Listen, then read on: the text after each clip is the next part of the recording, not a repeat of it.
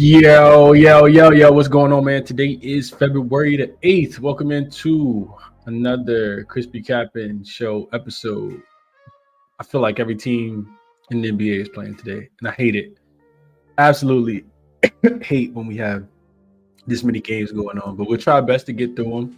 I am underprepared. I don't have all my work done for every single game. I got notes for every single game, but I have not done all my work for all the games.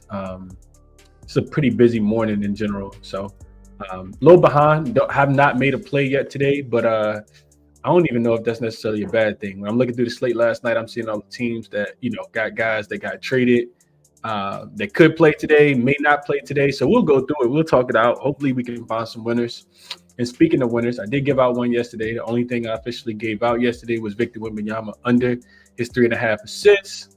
Don't think a lot of people liked it, but hopefully people tailed and made some money with Wemby under his 3.5 assists yesterday. Got a little dicey in the fourth quarter. I think it might have been Stephen Castle who could have hit a 3 and he would have finished with 4 assists, but he still only finished with 6 potential. And I think, win or lose, you got to take the handicap there. I think it was a really good handicap. So 1-0 day yesterday. Been kind of going light. Don't think it's necessarily a bad thing. Hopefully with 12, 13 games on today, we can find a few more winners, and only 3 games for tomorrow. So let's jump into it. For today, I should say.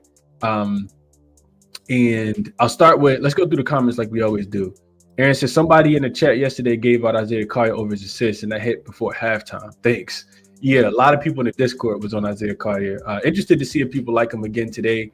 Jazz, of course, on the second leg of a back-to-back after overtime, so they could potentially rest some guys. But let's see if people like him again today. Good morning, Najina. She says, good morning, Chris and crew. Cashed on the SGP yesterday between Utah and Phoenix last night. Love to see that. What up, Prolific? 1780 Guap says, so many props. How can you be slow if you're not the one specific guy when moving it that way? We don't need that negative energy. Y'all know how I feel about negative energy, man. Leave that at the door. Don't come to the ChrisBeCappinn crib with that, man. Christian says, let's go. Them Jazz may have lost, but Kessler and Collier keep cashing. They have been. They've been doing their thing for sure. Let's see. What else y'all seen in the chat? GLB says, let's cash. You got Atlanta first half. Atlanta -3 first half. Okay. What up, Captain Zach? Says, good morning, Chris and chat. Good luck to everyone today. Appreciate that.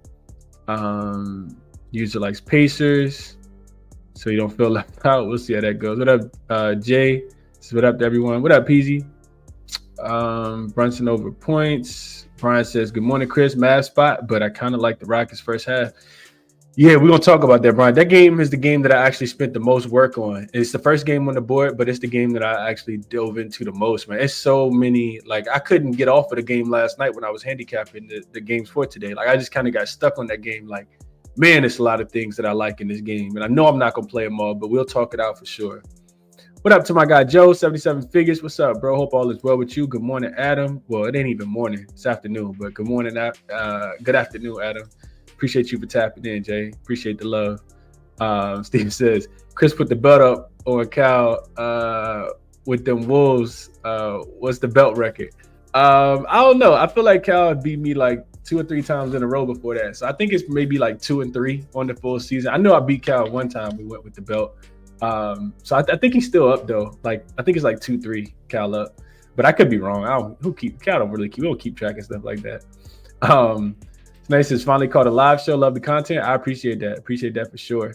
What up to my guy Malik? Says Warriors in the city tonight. I like the team total over. We're gonna talk about that. What up, dropping dimes, my guy? So just a friendly PSA that Paul George is a certified bozo. What up, Chad? My guy Lingowick in here says Knicks' dogs have been trashed this season, but I'm still on the Knicks first half and full game on the money line. Okay, we'll get there. I'll pump the brakes a little bit, man. What up, LJ? Appreciate you for tapping in as well. Let's jump into it, man. I think we did a pretty good job going through comments. Chad says this is more my time, Chris. Way to go. Man, I'm only doing it this late, Chad, because we're supposed to get some weather in VA, man. So I had to run out to the grocery store, get situated. But you know, I'm an early riser, man. I like to get to these lines early, even though like I don't mind like doing a second show sometimes. If I'm like free, none of my sons getting older, I'm spending more time with him, you know, and not doing as many shows. But I don't mind doing a second show after we get like the injury updated information. And that's what the Discord is for. Like, so if people want access to the Discord, just shoot me an email and I can send a link to you. You know, I drop plays in the Discord from time to time. And as we get more information, I'll definitely be sharing. Like, some of this information hasn't even broke yet. It's so many things that we need to know before I feel comfortable placing these bets, but that's just me. I move slow. What up, Mark? Appreciate you for tapping in. As always, my guy. What do you think about Precious Achiuwa points plus rebounds? I think it got to be a look, Swag. I think it's got to be a look. I mean, who else gonna go out there and get it? Ray says new to the channel, straight out of Washington, D.C. Appreciate that, Ray. He says definitely appreciate the content. No, I appreciate that for sure, man. Appreciate that for sure. Not too far from me in D.C. either. All right, so let's go into it. So first up, we got jaXon, as we always do, your AI sports betting buddy / tool / cheat sheet, whatever you want to call it, right? jaXon is like the smart kid in class that studied for the test that nobody was going to study for and has all the answers for you. So you just type the prompt in and jaXon will spit out something for you. You can ride with it or you can not. Yesterday, jaXon did give out a winner. I think that's like, 7 out of 8 straight days, I think it is. Winner for jaXon. jaXon like Brooklyn, and who did Brooklyn play yesterday? Miami, under the 211, I think it was, 211.5. Remember the prompt yesterday was which is the best total in the NBA on the card for today. And jaXon gave out another winner yesterday. So today I asked jaXon about this game, man, because I was really interested in knowing what jaXon thinks about Rockets and Mavs, and our thoughts are kind of aligning here. Even though I see the line continuing to drop. So somebody's betting Houston, and they putting some money on Houston because I see it down to 2.5 on Circle right now. But let's jump into it. So jaXon says for today's matchup between the Rockets and the Mavs are favored by 3.5 based on the stats, trends, and recent news. I recommend taking Dallas minus the 3.5 against the spread. Here's why. So nice little chart as always with the team straight up records, ATS records, points scored, points allowed, and recent form. And then why the Mavs minus 3.5 is a strong bet. So recent form and momentum, the Mavs are coming off a 127 to 121 over the Boston Celtics, but they shot an impressive 55.7% from the field. The victory ended a 3-game losing streak and showcased their offensive potential.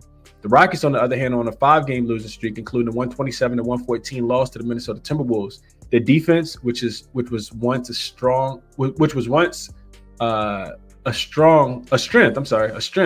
has shown slippage, allowing 120 plus points in 3 of their last 5 games.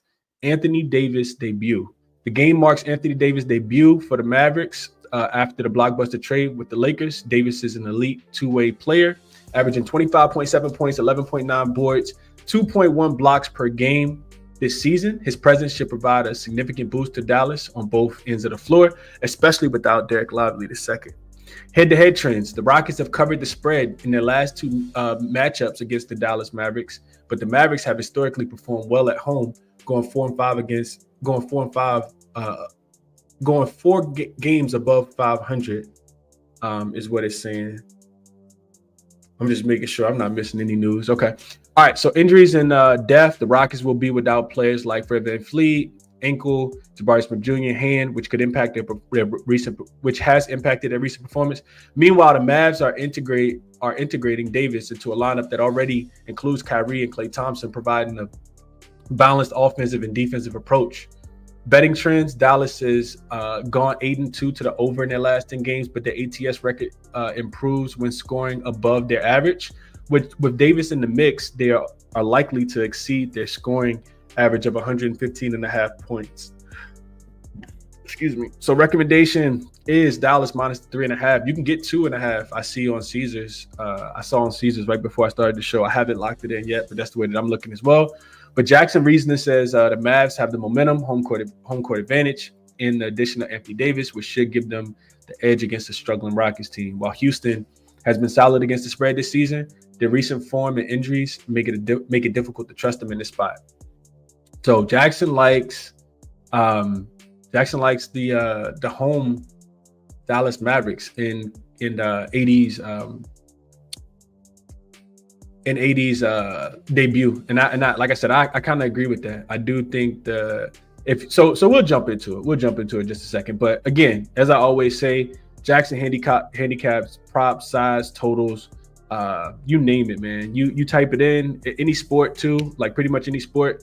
So use the promo code if you're interested in checking out jaXon, because I mean, as you all know by now, if you've been watching the show for a while, jaXon is definitely a profitable sports betting tool that saves you a ton of time and research, especially if you don't have as much time to handicap the games.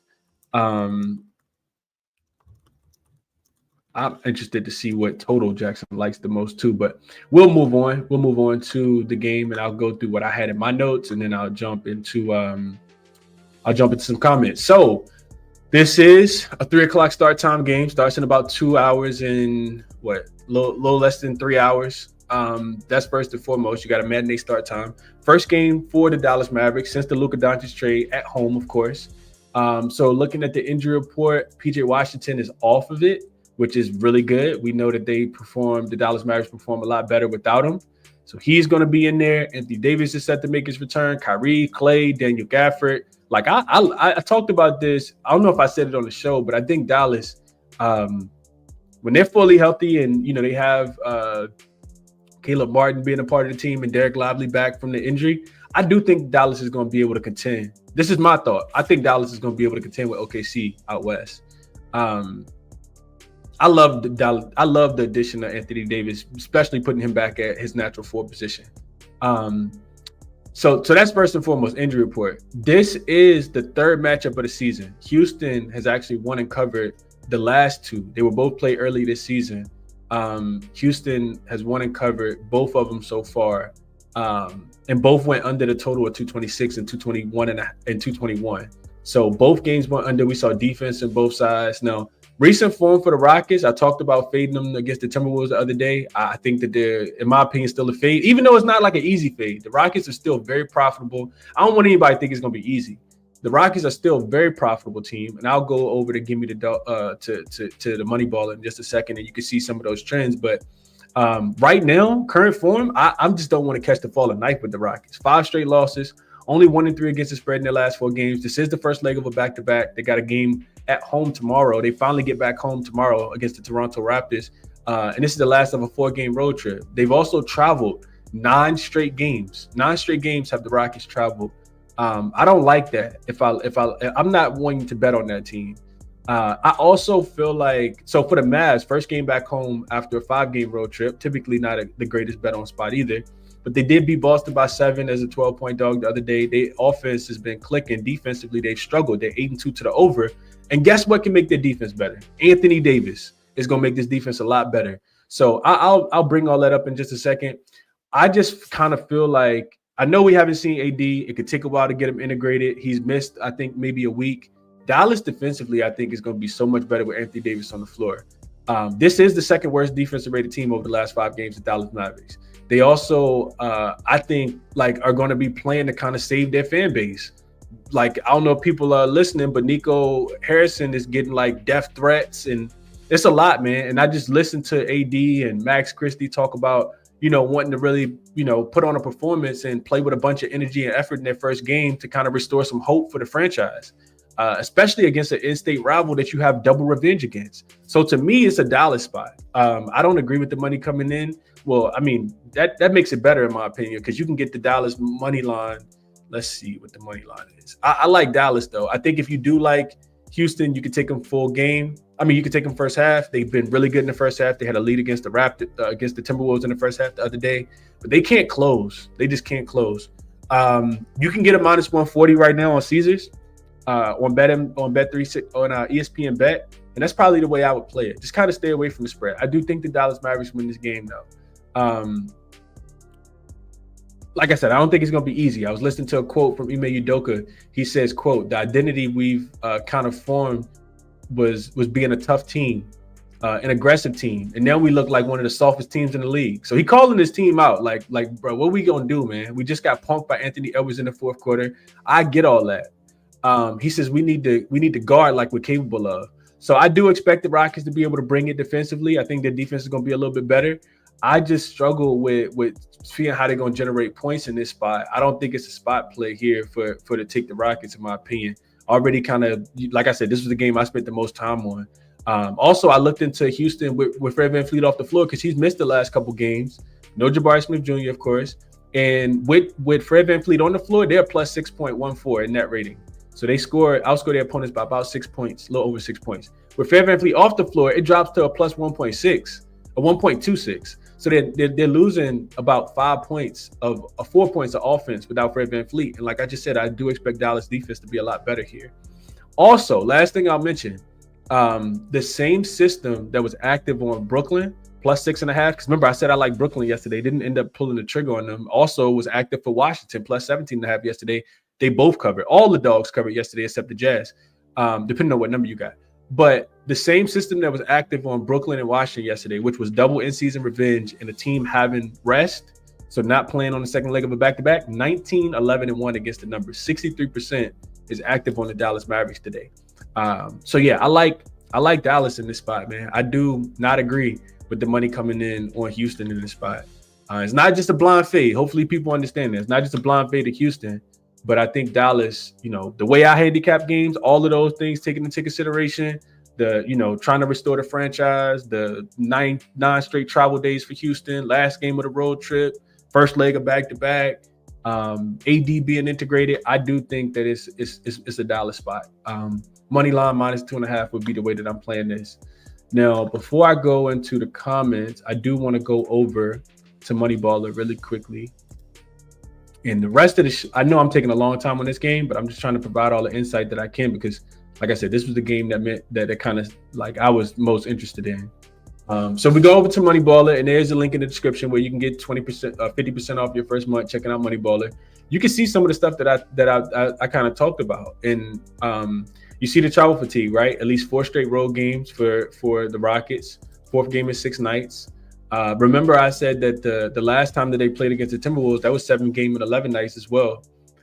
So this is 8 game and 13 nights. Still not a really good fatigue, a fatigue spot in my opinion for the Rockets. Outside of this being 4th and 6th, first leg of back-to-back. Mavs over here, they are coming off a win as a dog, potential letdown.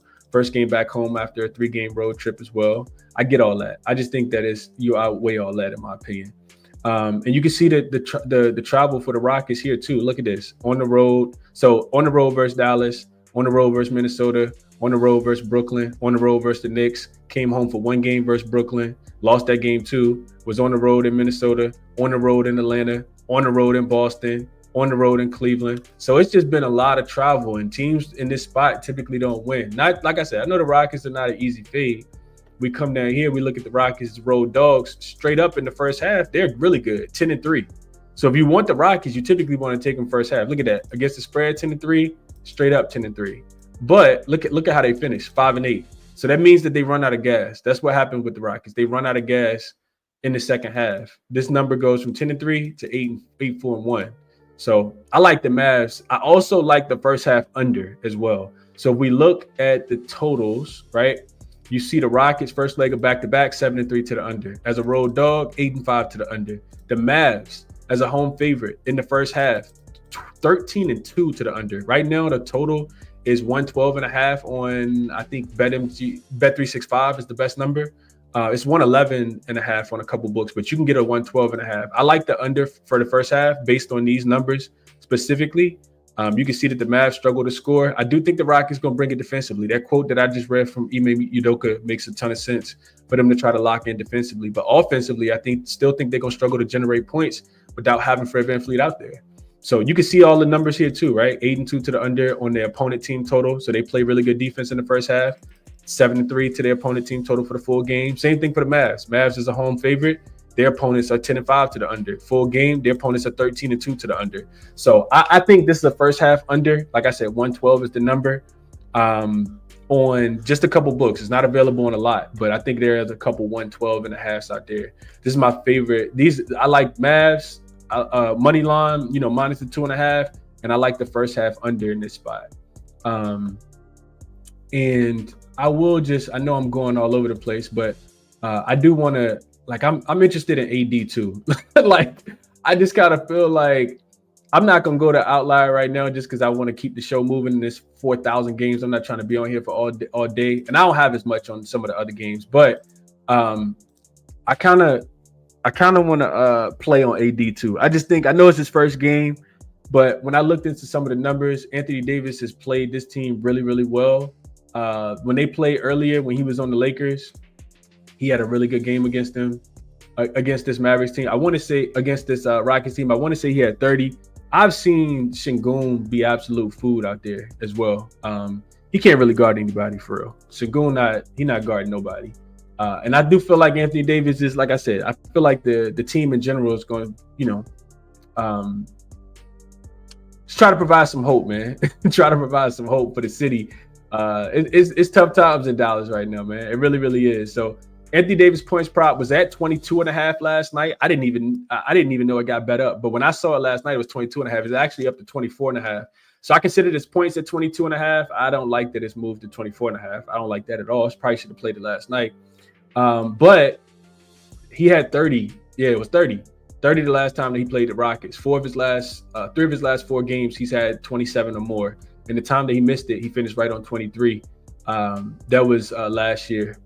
So I just think that he's going to be utilized in the offense, and he's probably going to go to work. I think so today. The other thing I considered, because his first game, is I think we're going to see a lot of energy and effort from Anthony Davis. So his steals plus blocks, because his blocks was 1.5 and it was super juiced. It was like, you actually can get 1.5 minus 137. That's a lot of juice. I just think that AD going to be able to get some steals too. Like, I think he can get a steal or two as well. So his steals plus blocks was 3.5. It's actually plus 125. I like that number. I think he could alter a lot of shots. The Rockets are a team that shoot a ton of shots at the rim. I think AD gonna bring it today, man. As he just opened at 2.5, it's been better than 3.5. I agree. I think AD steals plus blocks is also worth looking at here. So those are my thoughts on this game specifically. Like I said, I'm not gonna bring up Outlier, but there's a link in the description where you can get a 7-day free trial. I want to get through the comments real quick because I know it's probably gonna be a lot. I talked about this game for probably the length of some other people whole shows, but I just I like this game a lot. So I need to, let's see, I did have that. I'm not gonna add 80. Yeah, I got all that in my notes already. So I think it was Houston, Dallas, first half under 112.5 as well. So those are my thoughts on that game. A lot of thoughts, a lot of thoughts, but I like the first half under 112.5. I like Dallas, either money line or minus the 2.5. And season's actually moved back to 3 now, but BetMGM, it looks like ESPN Bet still got a 2.5 at minus 115 and BetMGM. So still some 2.5s out there. And I like AD over his steals plus blocks. Probably stay away from the points now just because it is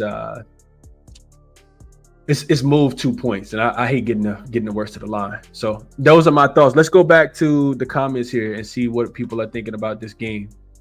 Let's see. I don't even know what analogy I said, but I don't even know if it was my analogy. Hopefully it was a good analogy though, Daniel. Let's see. OJ says, I took AD over 24.5, laid a little juice. Like it. Tomorrow is Saquon's birthday. Okay, that's gonna be interesting. Super Bowl birthday. AD coming off the injury, could have limited minutes. I thought about that, Brian. That's one of the reasons I didn't pull the trigger, but I still think AD is gonna be the focal point of the offense, even in his first game, kind of like Fox, in my opinion. LJ says Rockets first half, 5-1 ATS on the road in the first half, versus the West. Since January, 2-0 ATS in the division, but Dallas wins the game. Rockets don't have a point guard. That's why they struggle in the second half. Yeah, I agree with that. When the game slows down, they can really, really struggle. So you may even get a better number if you play it live and you take the Rockets. But if we look at last 5 games specifically, I think Fred VanVleet has missed about 5 games. I just want to look at something real quick. I'm over on NBA.com advanced stats. If I just look at the fourth quarter, I can guarantee you the Rockets are one of the worst offensive rated teams in the fourth quarter. Let's see what that looks like.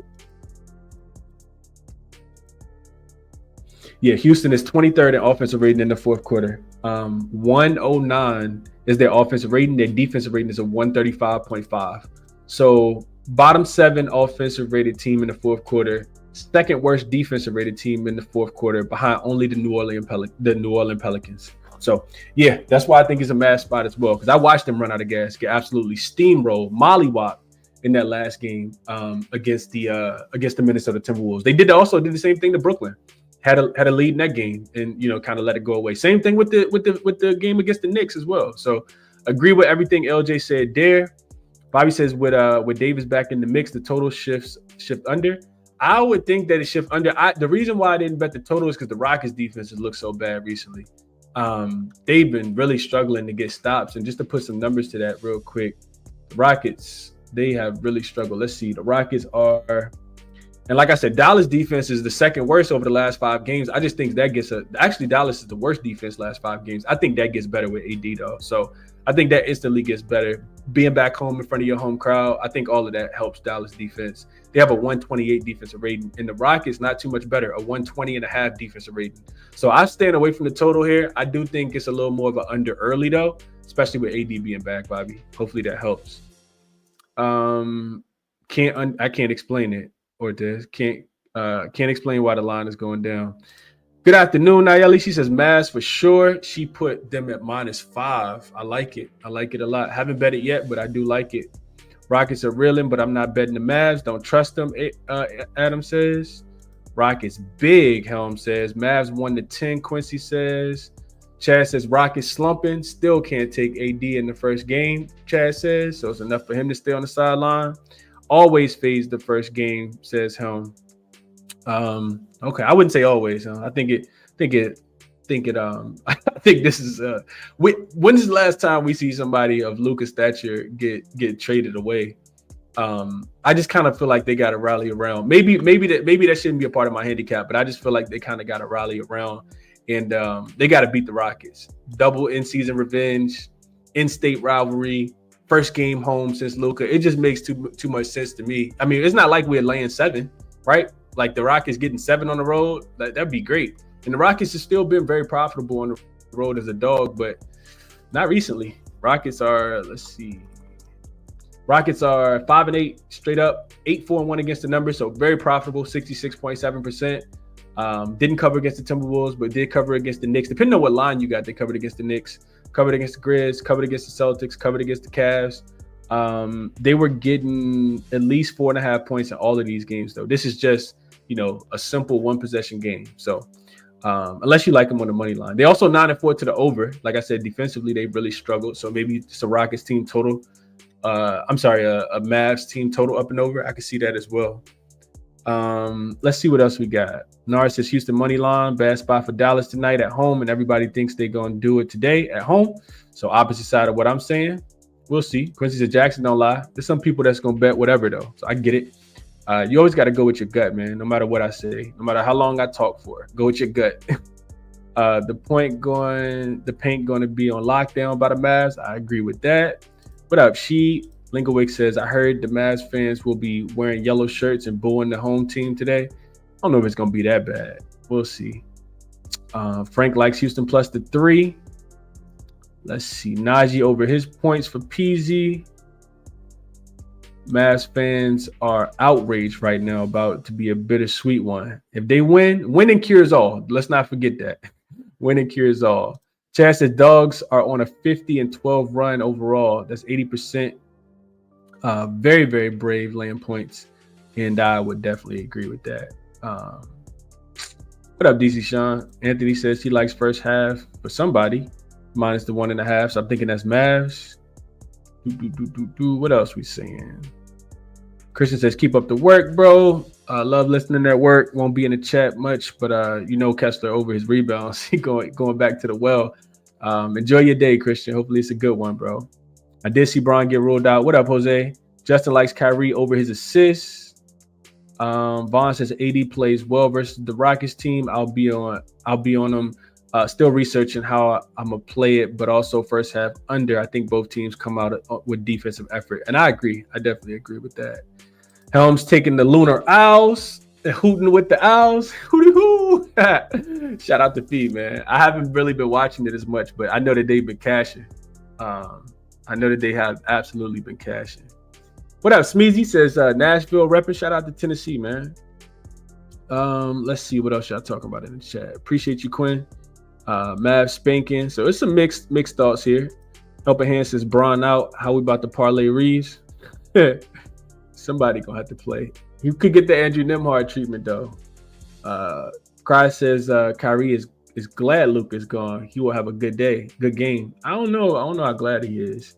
Justin says if the Mavs don't blow out the Rockets, Nico would be on a t-shirt by in the morning. Oh man, yeah, they going I know he I don't know how much patience that fan base got right now. I will say that. But yeah, a lot of looks in this game, man. I like a lot. Let's get to the next one. We got patience in the Lakers. Line is 4.5 now. This is 1.5. I don't know what it opened at actually, but it was 1.5 when I wrote it in my notes last night. I think this was before Bron was questionable, so it might even open with the Lakers being a favorite. The total was at 231.5 and 231.5. I don't think I updated any of these lines. It's now down to 229.5, which I definitely agree with that movement. If you don't have LeBron out there, that's less offense, that's less facilitation. And then of course, Luka was planning on making his debut, and he's not gonna make his debut either. So Austin Reeves also listed as probable, and I'm listed as questionable in this game with an elbow injury. I'm not even sure which elbow it is, but if it's the shooting elbow, I don't know. I'd probably be looking towards his under. I didn't see Austin Reeves get hurt in that last game, but I also didn't watch the end of it against the Golden State Warriors 2 nights ago either. And then on the opposite side for the Pacers, Miles Turner has been ruled out as well due to a neck injury. So I don't know. This was a game that I kind of feel like the injury report was going to be manipulated, but I was wrong. Bron went from doubtful to already being out. Like I said, no Miles Turner. This is the first matchup between the two teams. You got a red-hot Lakers team. Of course, that's going to be different without Bron here, but they have won 8 of their last 10 games, 7-1 against the number, 4 straight wins, 4 straight covers. And the Pacers, they've been playing around with their foot a little bit, but they did get a confidence boost and win against the Clippers after going down early in that game. This is the last of a 4-game road trip for them. They did beat the Clippers by 7 as a 5-point dog. So when I'm looking into this, I'm thinking to myself, do I still lay the points with the Pacers, being that it's 3.5? I think I see on the card right now. Could have got to this early, but I wasn't really interested in betting the game. I do think the Pacers are the right side. I don't really want to bet against the Lakers right now. I get it that they, are playing, that the Pacers are playing really well. I do think the under is the right play though. When I looked at the Pacers as a road favorite, when they win, those games go under. Specifically, the opponent team total that goes under. So the Pacers have been a favorite on the road 6 times this season. They're 5-1 against the spread when they're a road favorite and they win the game. And the only game that they didn't cover actually came against the Jazz earlier this week. They won that game by 1. They were laying 6.5. All of the other games, all of the other 5 games that they've won have been by 6 points or more. So, I mean, they're a plus 13 overall. But a large part of that is because they beat the Spurs by 38. But all of the other wins have been by 6 points or more. They got a 6-point win here against the Pistons to start the season, a 9-point win against the Bulls, a 14-point win against the Nets, 11-point win against the Pistons, and a 35-point win against the Spurs. I'm sorry, 38-point win against the Spurs. So Pacers are the right side. Do they win by multiple possessions? I would say yes. As long as they don't play around with their food too much. I do think it's a Pacers spot. Didn't bet the game though. And don't really feel too inclined to play player props on it either. I wanted Luka and LeBron to play, and then I still was just gonna watch. I probably wasn't gonna bet. I wanted to see how they were gonna look, but there's no play for me in this game. I do think that team total under for the Lakers, because team total under for the Lakers makes a lot of sense. 1, 2, 3, 4, 5. 5 of the Pacers opponents have stayed under their team total when the Pacers have won as a road favorite. They typically bring the defense. Without Bron, the offense for the Lakers should be a lot worse. And their Pacers are giving up 106 points in this spot when they went on the road as a favorite. And then I looked at, I don't know if I wrote it down, but if the Lakers are a home favorite, if the Lakers are a home dog, which has only happened a couple of times, they're also 4-2 to the under. 4-2 to the under in this spot. I think this will be the first game, or at least one of the first games that we've seen so far this season where the Lakers don't have Bron and don't have Anthony Davis. So I don't know. I know they've been playing really good. I'll just kind of watch this one though. I don't want anything to do with it. I guess I would lean towards the Lakers team total under, but their offenses look really good. I think Bron's had a lot to do with that though. You still can get the Lakers team total under 113.5 right now. It's dropping to 112.5, but it's still some 113.5s out there. And I think that would probably be the best play. Lakers going to have to play defense if they're going to be able to keep up in this one. We'll see what the pace look like for the for the Pacers. Bismack Biyombo signing with the Spurs. Backup Wemby. Thought he had retired. Okay. Let's see what we got here. We got... yeah, he can't sit in the crowd today. I agree with that. Let's see. Nico gonna be on a milk cart. They're going at Nico in the chat, man. It makes sense though. Jay says big statement game for Dallas today to give Mavs hope. I just hope they don't put Thompson on Kyrie. It's gonna be a problem. I don't think he can guard him. I don't think anybody can guard Kyrie for real. I know Thompson's a pretty good defender though. 77 figures says he played Pacers -4. They take out a can on LA. Top play for him today. Drop says Nico can't sit in the crowd today. Cold World. Yeah, he can't sit in the crowd today at all. Lakers were 3.5. Chad says, sheesh. Okay. Pacers as a dog, never as a favorite. So the Pacers cover as a favorite. Helms when they win they cover. Put it like that. Not always, but when they win, they do cover. Like I said, they've been a favorite 6 times. They're 5-1 against the number.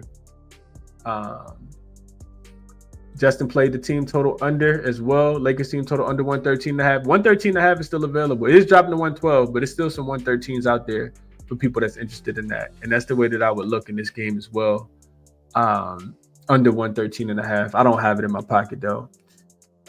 Jason, he got early yesterday, +3.5. Lakers scheduled loss, can only look Pacers. Dons played the team total under, Pacers +3.5. Scheduled loss in the NBA, Helm says. All-Star weekend is approaching fast. Can't trust any of these teams yet until after the break. Backwood, Jay says. Adam says, I'm sure everyone will be on the Pacers, but watch the Lakers win. That's how it usually works.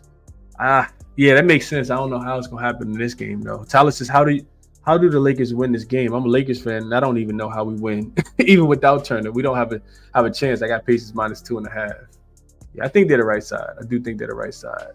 Dom says, if you count the Pacers' true road games, 13, since Nembhard's return, their opponents are averaging 109 points. Opponents have gotten to 114, and 3 of those 13 are with Boston involved in 2 of those. Okay, that makes sense. Definitely makes sense. I see that, Helms. I see. We're not on the same page at all. Chad says can only look Lakers, but have zero interest in taking a line after this move 7 points. Agree with that. Peter says he'll play the team total under 112. Like the Lakers team total you mentioned, gonna sprinkle on that. Yeah, it makes sense. It do make sense. Makes a lot of sense to take Lakers team total under. Without Miles Turner, though, I mean, Thomas Bryant's been a solid backup center for them. So I guess I'm not sure what the pace is going to be. I do think it's going to be an under game, though. All right, next one up, we got the Spurs and the Magic. This line opened as well. This line has also moved. And I was really hoping, for anybody who got a chance to watch the Spurs and the Hornets play last night, I'm watching that game, I'm really hoping that De'Aaron Fox makes that 3 and they win the game. Because I wanted to fade San Antonio so bad today. It's still so situationally, somebody mentioned situational spot. And T Money says, is Mark Williams playing? Who knows? If Mark Williams is playing? What I read this morning is that he could potentially play. Like maybe he doesn't play either, but he's listed as questionable. So no idea if Mark Williams is going to play. So going to this game here, it was going to be a nice spot play. And even still, I still think that Orlando is the right side in this game. Do I want to lay 3 with them? Not really. Should they win the game by 3? Yes, they should. San Antonio and Phoenix, worst spots on the board. Somebody mentioned situational spots. I always have these written in my notes before the game start. San Antonio is playing 6 games in 9 nights with no rest. That's a phase spot this season. That's a big phase spot. And a 7 game in 11 nights with travel. So yeah, San Antonio is in a terrible spot. I know De'Aaron Fox wasn't on the part of all of those games. I get that, but situationally, it's not a great spot for the San Antonio Spurs here. These are spots that you take one side or you just stay off of it, in my opinion. And that's the spot that the San Antonio Spurs are in. Now, it looks a lot better if they win last night because then maybe they don't care as much. But De'Aaron Fox still had the ball in his hand late. So Jalen Suggs, I'm looking at the injury report yesterday. I did see that Jalen Suggs is listed as Let's see. I'm tripping. Okay, it's right in front of me. Jalen Suggs is listed. I saw him listed as doubtful. Yeah, he's still listed as doubtful with that quad injury. Probably won't play. It'll be he's missed the last, I think, 6 games. And on the San Antonio Spurs side, they can still rush players. Now we're getting into those first 2 games we talked about, Houston, Dallas, Indiana, and Los Angeles are the early matinee games. Now we're getting into regular start time. These are the 7 o'clock games. And the San Antonio Spurs could rest players on the second leg of a back-to-back. It wouldn't surprise me if like CP3 set out, not because it's a back-to-back, but it's also 6 game and 9 nights and 7 game and 11 nights. So they could potentially rest players. The Spurs have been pretty bad too. Like defensively, they let Charlotte come out there, get whatever it is that they wanted last night, just 3-7 straight up, and against the spread. Now, however, they have been laying a lot of points, not really catching points. They were laying 11 last night. That was way too many. They could even close 12. It may close 10 when LaMelo got rolled in. But just 3-7, like I said, straight up, and against the spread in their last 10 games. 8-2 to the over. Defensively, they've been really bad. And like I said, it's 4th game of I talked about the situational spot from a fatigue spot, but it's also 4th game of a 6-game road trip. Orlando has not been great. Don't get it twisted. 2-8 straight up and against the number in their last 10 games. First game back home after a 6-game road trip is typically a phase spot. However, when I looked into it last night, if you lose your last game of a 6-game road trip and you come back home, those teams have actually performed pretty well. I looked into it, like going back the last couple years. For Orlando, still fatigue spot, 3rd game and 4 and 4th and 6 nights. It's Orlando or nothing for me, man. I know the Spurs have a bunch of offense. Like I totally get it. I think Orlando is about to be buy on, in their next handful of games because they're all going to be at the crib. I think it's a buy on spot for Orlando here. Don't like that it's moved from 1 to 3. We know the NBA is really janky at times, but that's the way that I would look in this game. I would also probably look a little bit more towards the over as well. I don't think I really want to be involved in San Antonio games with unders. I know Orlando's offense hasn't been good, but San Antonio's defense has been equally as bad. I also know Orlando plays very, very slow. This is the 2nd slowest paced team on the full season, 4th slowest paced team over the full game. But this total dropping down from 220 to 217.5, I'm only looking towards probably an over as well. San Antonio has been playing a lot faster. They're actually 2nd in pace over the last 5 games. I think Orlando should be able to score in this game, especially with San Antonio's defense not being that great recently. So those are my thoughts on this game. As far as Wemby, I highly considered taking his assist under again. I said yesterday, I think I said it on Kyle's show, I was like, I don't think Wemby's assist is going to drop to 2.5 that quickly. I think it'll be at 3.5, and we'll be able to get, not minus 102 like we got last night, but we'll be able to get Wemby assists like, under 3.5, like minus 120, minus 118, something like that. Nope. They immediately dropped Wemby's assist to 2.5 when I woke up this morning and was looking for it. I checked last night. It wasn't available yet. But Wemby's assist is at 2.5 today. It's not a great matchup for Wemby. I still lean under. I don't know if I'm going to get there with Wemby under his assist, but if you watched the show yesterday, you remember me talking about it. Orlando, I talked about Charlotte, right? Charlotte is a slow-paced team. They got LaMelo back. He finished with 3 assists yesterday. But Orlando, second allows the 2nd fewest assists on the full season. The 3rd best defensive rated team on the full season, even though defensively they haven't been as great recently. They play at the 2nd slowest pace. In games where Wemby is playing against a defense that's top 10 in assists allowed, and he only has 6 potential assists or less because that's what he's had in the last 2 games with Fox on the team. He's under in 5 of his 7 games. He's averaging just 2 assists on the dot. So a strong lean towards that plus money. It's plus 126 over on FanDuel.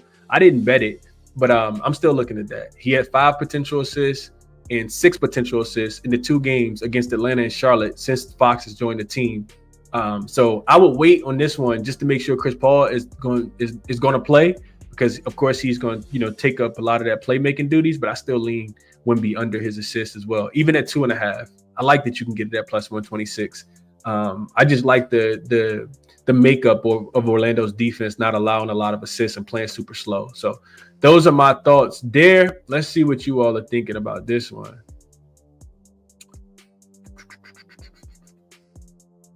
Grabbed Magic plus 1 last night.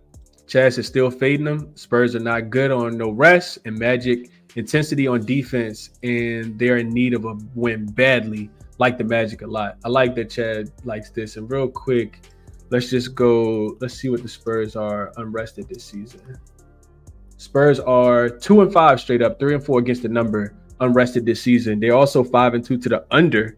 So offensively, they don't come to play as much.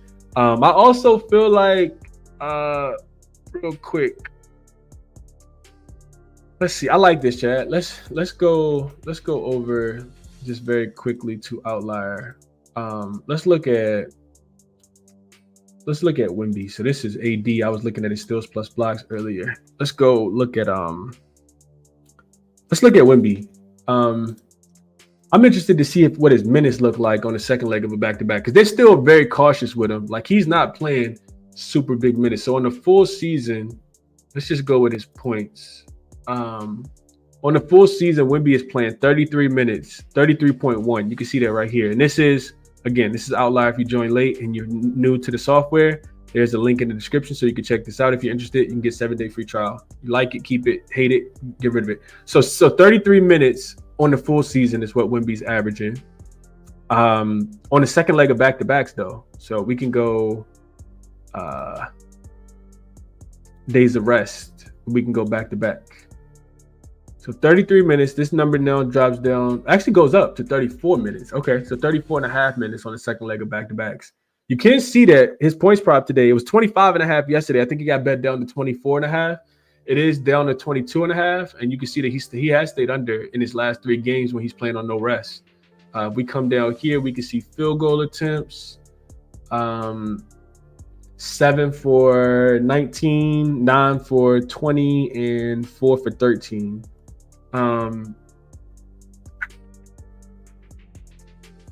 That's interesting. Okay. All right, so let's take out no rest real quick. This is what happened when I'm not prepared for the show. I'm just like handicapping on the go. So games played with, let's go to Fox and see what, hold on, that can't be right. With one player, De'Aaron Fox. He only played, oh, that's because they got games from last year on here. Okay. All right. And he didn't play with Fox last year, though. So that's interesting. Anyway, I wanted to see his field goal attempts with Fox. So 15, he shot 8 for 15 against Atlanta and 7 for 20. So he's still shooting the ball a ton. Okay. 15 and 20 is 17.5. On the full season, if we take this out, I'm trying to fade Wemby. On the full season, if we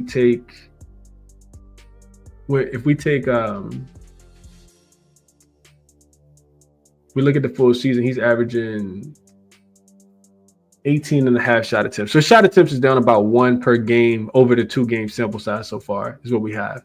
I just also think that, just getting back into it, I think the Spurs are going to be good. I do. But you got to remember, something I always try to remind myself of is that just when the trade first happened, don't necessarily mean, you're going to see the production of the players and, the end result.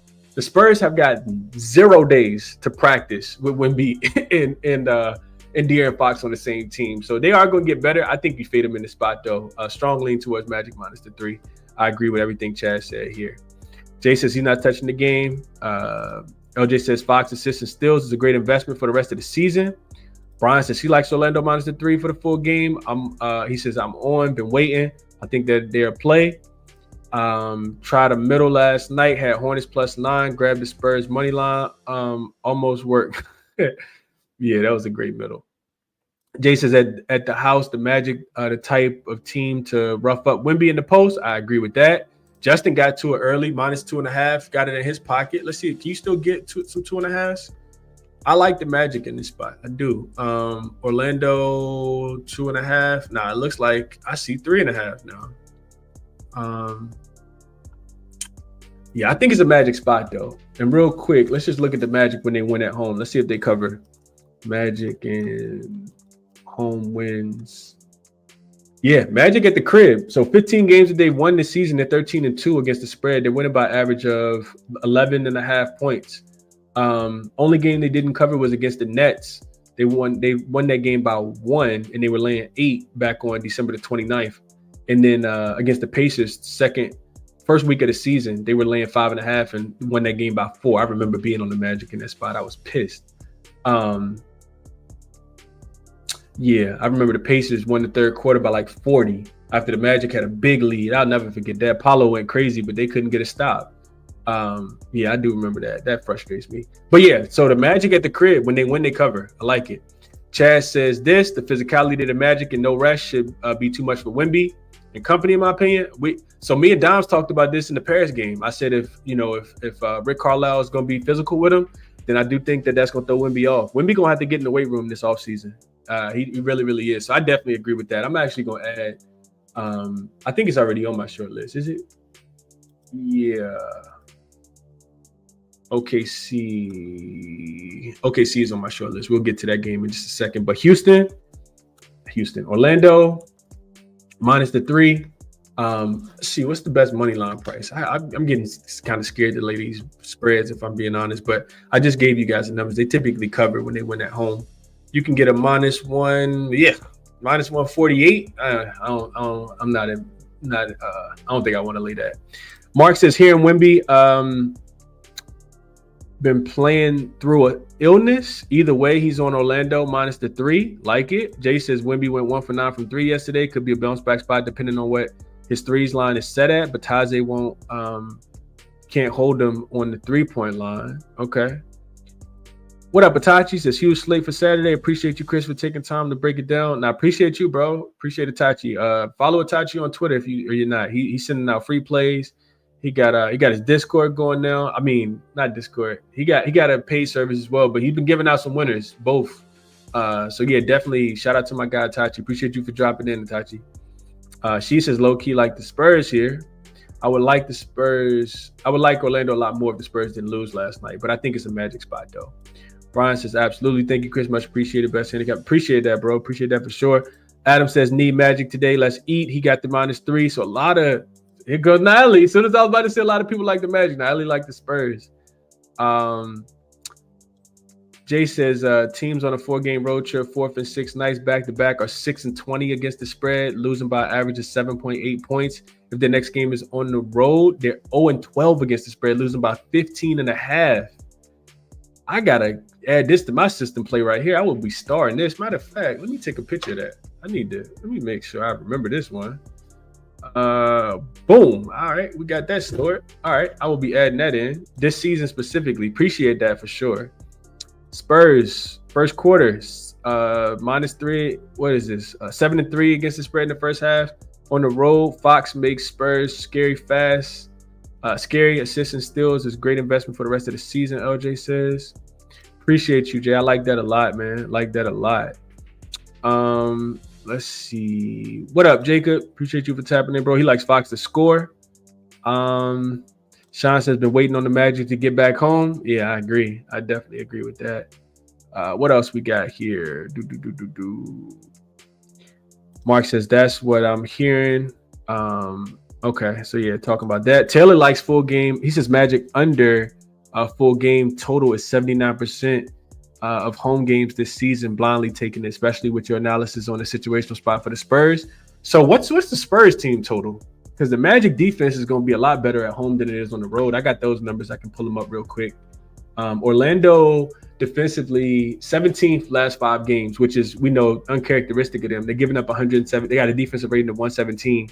On the full season, still the second best defensive rating. That lets you know how good the Magic defense was, because recently their defense ain't been that good. But they're still the second best defense, giving up 109.3 points on the full season. Defensive rating of 109.3. At home, second best defense as well, behind only OKC. They're 106.1. Their team total for the Spurs is 107.5.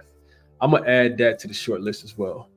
Spurs team total under 107.5. Just worry about the pace, man. I really worry about the Spurs trying to play fast in this one, but we'll add San Antonio team total under 107.5 to the short list. So Orlando minus the 3, San Antonio team total under 107.5, Wemby under his 2.5 assists. Those are looks in that game. It sounds like most people like. There's some Spurs love as well, though. We'll see how it goes. Next one up is the Wizards and the Hawks. I hope y'all say backwood, because that's what I was thinking about doing with this one. I have no interest in this game. I I do have some notes because I always take notes on every single game. I like to know the spots for the teams, but I'm probably staying away from this one. So let's go injury report real quick. For the Atlanta side, they could submit late, of course. Both teams on the second leg of a back-to-back. Got to mention that, right? For Atlanta, they can submit late. Looks like Capella is a game-time decision. He has not played. He was out for personal reasons. But before that, it was a back injury. Karis LeVert, game-time decision. Terrence Mann, Gorgeous Niang, all their assets that they just traded for with the loss of DeAndre Hunter and Bojan Bogdanovic are supposed to play, I'm guessing. And it's a home road back-to-back for Atlanta. Did they beat the Bucks last night? I think they beat the Bucks, right? Or did they beat the Bucks last night? I can't remember if they won last night.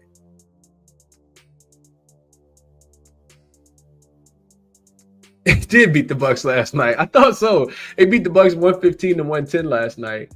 Atlanta keeps covering. They keep covering. I will say that. The Wizards also been covering too. Second leg of a home back-to-back for them. Alex Sarr didn't play last night. You also get, some additions like, and I'm not sure if Sarr's going to play tonight, but potentially having Malcolm Brogdon, potentially having Champagnie. I know Anthony Gill left the game last night. I was watching that against Cleveland.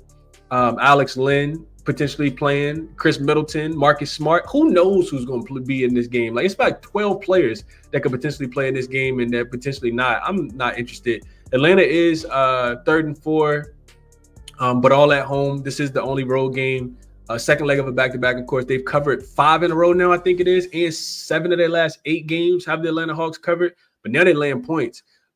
This is the last meeting of the season. The Atlanta Hawks, if you remember back to the beginning of the season, Washington had actually won the first 2 games between these two teams. They were back-to-back spots as well. I think it was like a Thursday, Saturday, or like a Friday, Sunday, or something like that.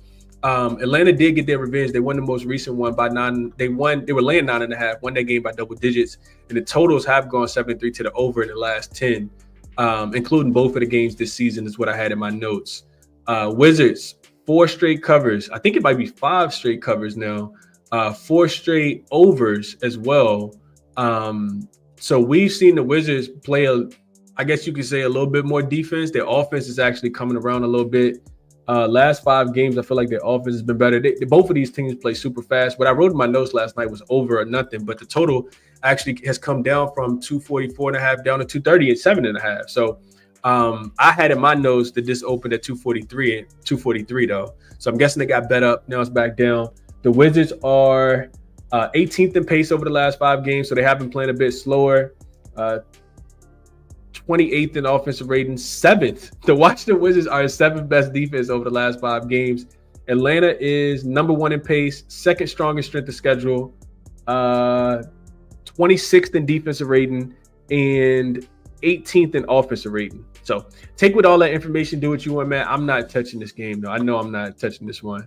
Oh, as soon as I say that, I see Trae Young probable, and that makes me think Trae Young assists. What's Trae Young assists set at?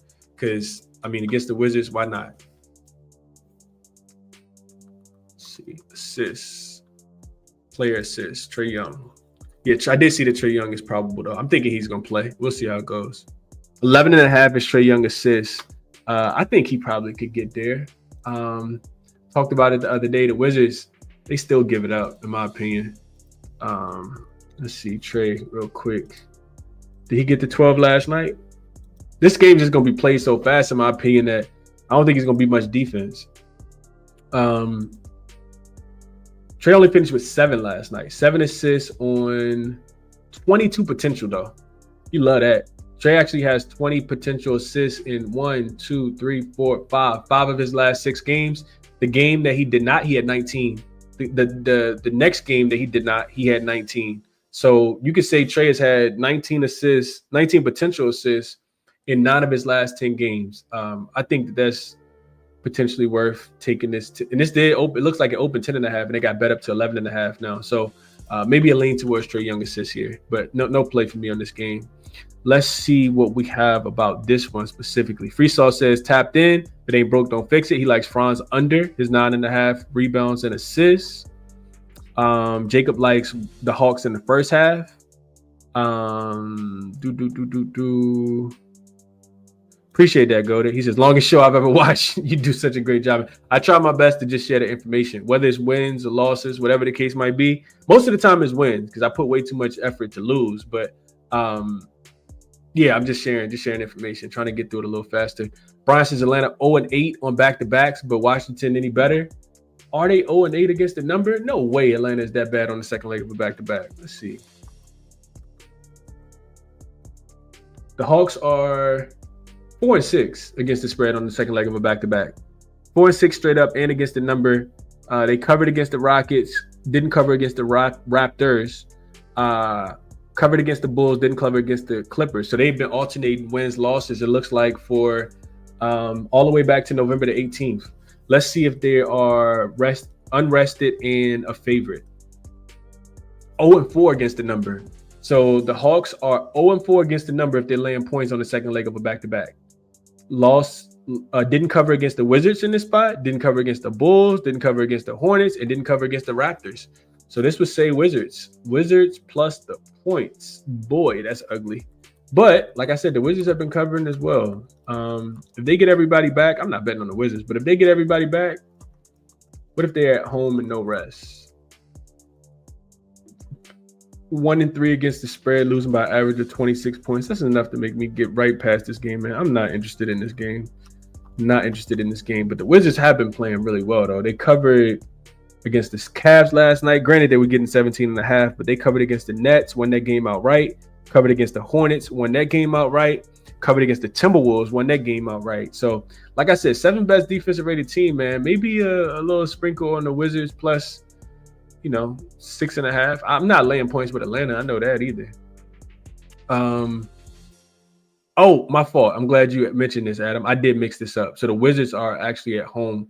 And that's why, this is not right at all. This should say, I totally butchered that. The Wizards are at the crib. I did mention it, but the way that the graphic shows is that the Wizards are not at home. The Wizards are at home. So this should look like this. It don't matter. Yeah, I'm not betting this game anyway. So this should say Hawks versus Wizards. Wizards plus 6.5. There we go. So that's what it should look like. My fault. Appreciate you, Adam, for pointing that out. Chad says, I probably wouldn't watch or bet this game if you paid me a unit. Deloitte says he likes under 242. Let's see. Hawks first half of nothing. Full game under. I don't know. Wizards 4-4 to the over-under on back-to-back. Hawks 4-6 to the over-under on back-to-back. Wizards game staying under by an average of 4.5 points. Hawks game staying under by an average of 9.5 points, but I don't know if I can get there. I don't think so, man. I don't know who they were playing last night, Mark. I know they still couldn't guard anybody. Like, I know that Wizards defense has been playing a little bit better. The Cavs still got to 135. I should have fired off on the team total. It was 124.5. I think they still got to 130. And I think the Hawks played just as fast today. So we'll see. I'm of the mindset, Mark, that you can't just look at the numbers, right? You got to go in and look at this. Because I was thinking about this the other day when I was doing Kyle's show. So granted, the Wizards have covered 4 straight games. All right, you can poke holes in this. They were getting 17.5 at home versus the Cleveland Cavaliers. The Cavs had already beaten them 3 times. And they still ended up losing the game by 10. Granted, they covered, give them a little bit of credit for that. But they beat the Nets. Like, bro, you can't give us so much credit for beating the Nets. The Nets are a terrible offensive team. Then you beat the Hornets without LaMelo. You can't give us so much credit for that. Then you beat the Timberwolves without Anthony Edwards, Julius Randle, and in that game, Naz Reid went to the locker room. So I feel like it's been a little bit of luck. Grant, with all that said, I'm still not laying points with the Hawks, though. LJ says, low-key, Wizards 3-0 against the spread at home versus division. A couple of them have been against Atlanta. So maybe it's a matchup thing. Let's get to the next one. Niley says, live betting, not playing around with the NBA with their manipulation in this game, and I agree with that. JLB Best says he did take the Wizards team total under 115.5. Felt better about it earlier when I saw how Washington does at home, coming off a cover at 7-2 to the over, and they scored over 120 5 of their 9 games. Okay, so overall under though, GLB. This makes it sound like an over. And Naeli says she'll do it. Hold on, Naeli, you can't be betting. You can't do both though. You said betting live, and then you say you on the Wizards. Okay. All right, cool. Let's go to the next one. Freesaw says without Jalen Johnson and DeAndre Hunter, they barely passed 120. We'll see how that goes. I ain't trusting the Hawks as a favorite either. That's not even this season. If you know about the Hawks as a favorite, you know about the Hawks as a favorite. But this is not a team you want to be laying points with on the road. Hawks is a favorite this season, 4-15 against the number, 21% ATS. Hawks is a road favorite, 1-5 against the spread, 16%. And this dates back multiple years. But let's get over to the next game. I was supposed to be here for 5 seconds. Next one up, we got the Blazers and the Timberwolves. Blazers are on the road. They are getting 6.5 points right now. Looks like 6.5 is the spread. Opened at 7.5. I wrote in my notes last night 5.5. So this was open 5.5. It got bet up to 7, and now it's coming back down. Or at least that's what I saw last night. Total open at 217.5 is down to 215 now. So this is one where the injury report means a lot, in my opinion, because Anthony Edwards is listed as questionable. And if you're paying attention to the NBA as much as I do, or just in general, Anthony Edwards hasn't played a Saturday game in like 3 weeks. 2 weeks ago, he didn't play on a Saturday. Last Saturday, they lost to the Wizards outright. I forgot who they played 2 Saturdays ago. But I'm thinking to myself, it was the game where he was somebody had sent me a picture of him like just being like wide awake at like 1 o'clock in the morning or something. And they had a matinee game the next day, and he ended up being downgraded to out. So we'll see what happens with Anthony Edwards. They also have Mike Conley on the injury report. He listed as game time decision with a finger injury, truly listed as questionable. Of course, there's no Dante DiVincenzo. There's no Julius Randle. And then on the Portland side of things, Denny Avdia is now listed as questionable, and it's a hand injury for him. You need your hand to play basketball. He played just 18 minutes in that win against the Sacramento Kings the other day. So if he doesn't play, of course, Shaedon Sharpe is probably going to play more minutes, but you want Denny in my opinion, if you want Portland. Now, granted, I don't want to lay points with Minnesota. That's not something that I'm interested in, especially with it being this big of a number. And we know how good Portland has been. I just think that for Portland to be like the best version of themselves, because in my opinion, large part of their success has been getting Denny Avdia back on the floor. He's a guy that can score at all 3 levels. He attacks the rim, gets to the bucket, he can shoot, he can play make for others as well. And without him, I feel like they just kind of stand around, shoot a bunch of threes. And I don't want to bet on the Portland Trailblazers shooting a bunch of threes. I say all that to say this: if I'm playing the game, Denny Avdia is in, I'll take Portland plus the points here. This is the hottest team in the NBA. They're 9-1 straight up, 11-0 against the spread in the last 11 games. This might be the longest ATS streak we've seen so far. And I get it. The Timberwolves have double in-season revenge. Minnesota beat Portland to start the season. I think that was like the first week of the season.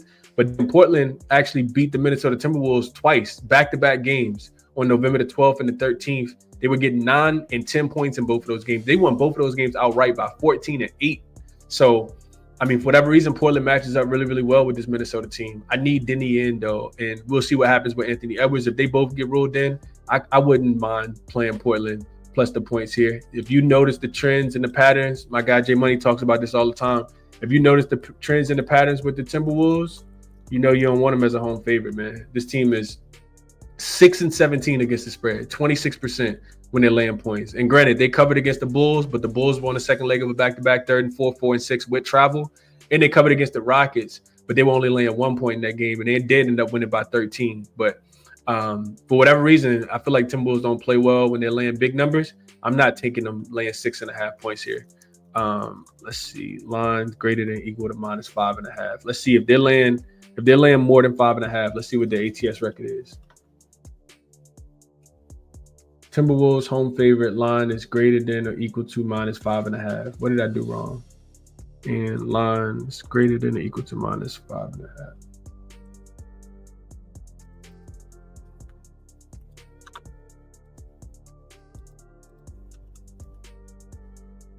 5-9 against the spread in this spot. I want nothing to do with Timberwolves laying this many points. So that's my thought process there. Let's see what we have here. That's a pretty quick cap for me. Let's see. Oh, Jimmy says he likes the under. I took the under. Found the data and made me lean over. Damn. What up, Burns? Appreciate you for tapping in, bro. Shout out to RVA. Chad says would never lay points with the Hawks. Can't do it. I bet you Chad don't got the Wizards in his pocket though. Yeah, stay away from that. Jacob got plus 7.5. Mark says he likes under 217. JFX likes the Blazers. Portland, don't overthink it. Hottest team in the league. Jay says if I can live bet the Wolves at better number, he'll take it. Chad says so wish Atlanta had everyone. Can't fade them, but not playing Blazers without Simons and Denny Avdia. So real quick, Spider-Man's.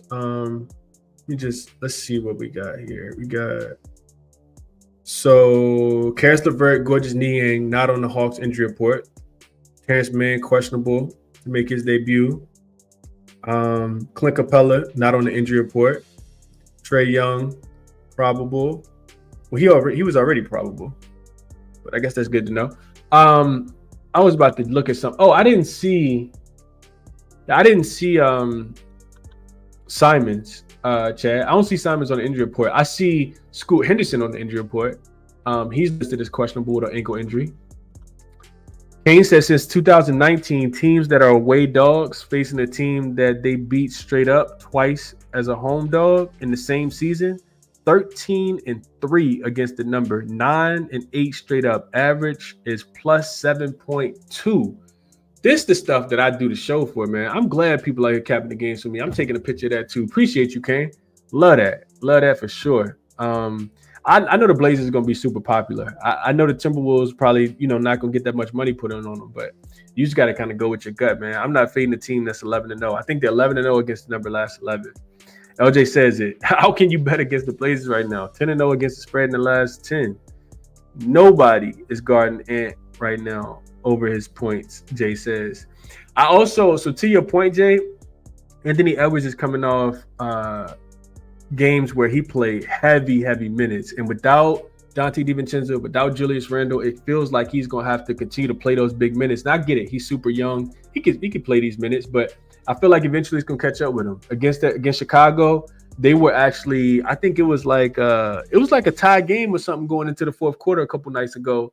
Anthony Edwards had to play majority of the fourth quarter. Now, granted, they ended up blowing out the Bulls. They beat them by 19, but he had 49 points in 37 minutes. So next night, they really needed him against Houston. He had 41 points in that game in 38 minutes. So his minutes have been really, really high, 38, 37, 38. His usage has also been really high in the last few games, and I think that eventually is going to catch up with him. So this is 3rd and 4 for him. I get it that they've been at the crib for all three, for all four, but this is 3rd and 4 for the Houston Rockets. And I couldn't talk you off his points. He's been absolutely on fire, but I think the way he has to facilitate the way he's been having to score the basketball, especially if you take out somebody like Mike Conley, then he's going to have to facilitate even more. So I do like I couldn't talk you off Anthony Edwards over his points prop, but I think this is more reason to like Houston, in my opinion. Not Houston, to like Portland, in my opinion. So Anthony Davis is in, which we knew already.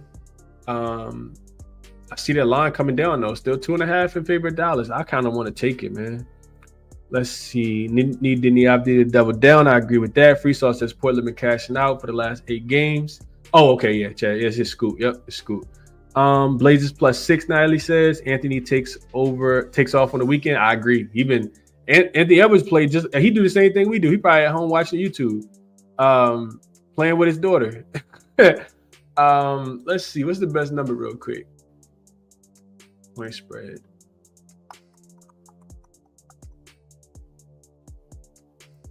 Portland, you can get 6.5. Yeah, 6.5 is available. I see one on FanDuel, DraftKings. They are juiced at 115 though. FanDuel got minus 112. But yeah, Portland plus the 6.5, I think is the right side. Only way I'm looking to play this one. Let's go to the next game, see if we can speed up just a little bit. Portland plus the 6.5. Okay. All right. Next game, or let's see. I agree. Portland seems to be popping lately. Yeah. Portland plus 6.5. I like Portland. Yeah, we like Portland. If it ain't broke, don't fix it. Blazers. Let's keep betting the Timberwolves till they regress. Justin says he did. Porzingis first quarter points, the only bet I'm playing. So I'm gonna talk about this. Love Porzingis. I still didn't play it yet, but 6.5, I'm still gonna take it. Jay says Wolves 6-17 against the spread at home. All you need to know. He says I've been watching the Blazers lately. Like it. What's up, Tasha? Appreciate you for tapping in. And over his threes says she ain't got greatness in him. He wants to be great. He ain't out there playing for the check. I agree with that, Jay. You can tell he love the game. Love Anthony Edwards, man. Love him, love him, love him. All right, let's go over to the next one. Appreciate you tapping in as well, Kenneth. Jacob says he got a 5.5 for Porzingis. I think I see 6 right now. All right, next game we got up is the Warriors and the Bulls. So I'm watching this, like I'm handicapping this game last night, and I see this at 6, and then I see it go up to 7, and I'm like, bro, who is out here putting money on the Warriors to go into anywhere and win a game by 3 possessions? I get it, it's the Bulls, but the Bulls are so Jekyll and Hyde. But that's just why I want to start the handicap. It's come back down now from 7. I don't even know if it touched 7.5, but it came back down now. I'm like, I gotta be missing something, so I'm gonna definitely stay off of this one because it's a bunch of moving parts as well. So let's start with the injury report. We got, I wrote in my notes last night, Lonzo is questionable with an illness. Kevin Huerter, Zach Collins, Trey Jones, all the acquisitions that were traded for the Chicago Bulls should make their debut. What's their coach name? Donovan. What's his name? Billy Donovan. That's his name. Coach Billy Donovan said that these players would potentially make their season debut for Chicago today. So we'll see what that means. Also, Jimmy Butler is he's set to make his debut as well. Oh, so Brad Townsend, real quick. Brad Townsend just tweeted out that Jason Kidd guesstimates Anthony Davis will play 36 to 38 minutes today. So as long as he don't break down, ambulance driver could fall, hurt his knee or something. He's projected to play minutes, man. I think I'm a bet Dallas. Now that I know Anthony Davis is gonna play minutes, yeah, it just makes sense to me. I like Anthony Davis. I mean, I like this spot here. I like this spot a lot. So let's see. I don't know if the line's gonna move or not. Let's see. Marcus unread. Real quick. Let me just see where I can get this best point spread at Dallas. So I can get a 2.5 on DraftKings and FanDuel. I want the 2.5. I really want the money line, honestly. All right, we're going money line. Dallas money line. ESPN bet -140. It's about the most juice that I'm gonna drink, but I'll drink the -140. I see -150 on ESPN on Bet365. Yeah, I like this. So bear with me for a second. I like the Mavs enough to play them today. I'm gonna place the Mavs bet -140.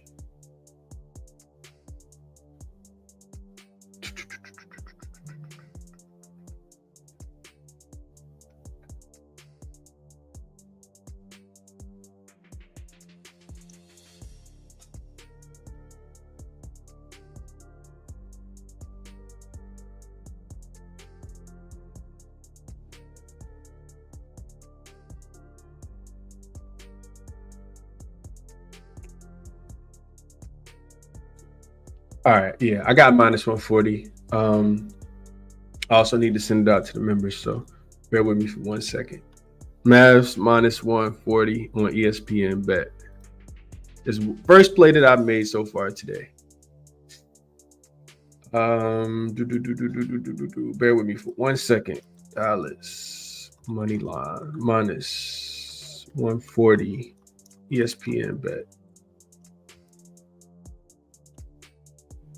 Not the biggest play.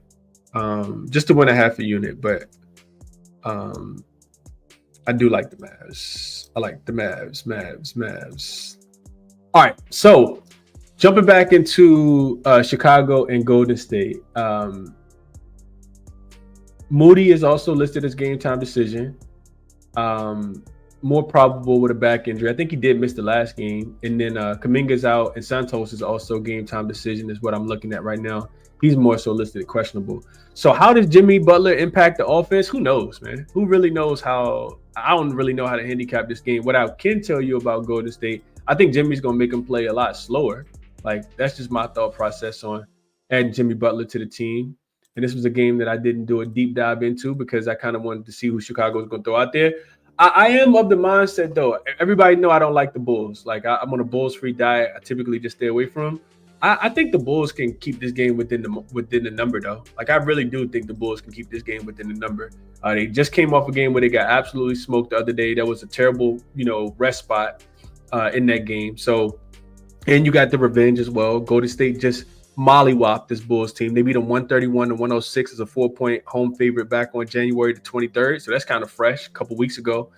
Golden State 3rd and 4, 4 and 6, back-to-back losses to the Lakers and the Jazz. 1 and 3 straight up and against the spread in their last 4 games. Defensively, they've looked terrible. 7-3 to the over.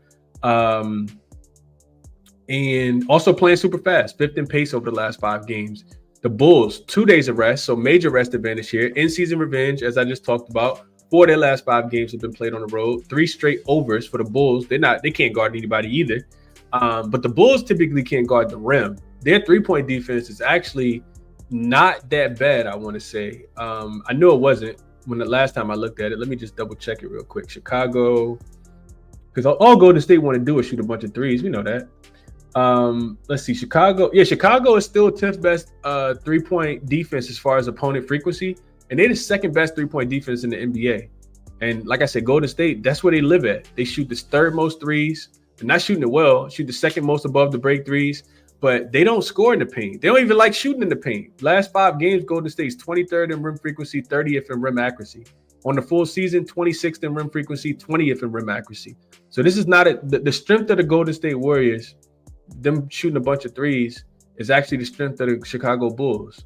Golden State not pushing pace. Chicago real good at getting back and playing, defense. I know it sounds crazy. I'm trying to talk myself into a Chicago bet, but that's the way that I would look in this game. Last 5 games, it looks like Chicago's offense is shooting a bunch of threes as well. 1st in 3-point frequency. They're shooting more threes than the Cavs and the Warriors. 1st in 3-point frequency, 11th in accuracy, 3rd in above the break 3-point frequency, 4th in above the break 3-point accuracy. And the Warriors are defending it. They're top 10 in 3-point defense over the last 5 games. Chicago playing super fast. We know Golden State doing an okay job getting back on defense. And let's see. So both teams top 10 in pace. Golden State's played the 16th strongest schedule. Chicago's played the 7th strongest schedule. I like Chicago plus the points. I think that's the way I would play this one. Can't lay points with the Warriors right now, especially with Jimmy first game. We don't even know what that's going to look like. So I'll lean Chicago plus the 6.5 here. I will lean Chicago plus the 6.5 here. If you can still get 6.5. I think it's still some 6.5s out there. Chicago would be the recommendation in this game for me.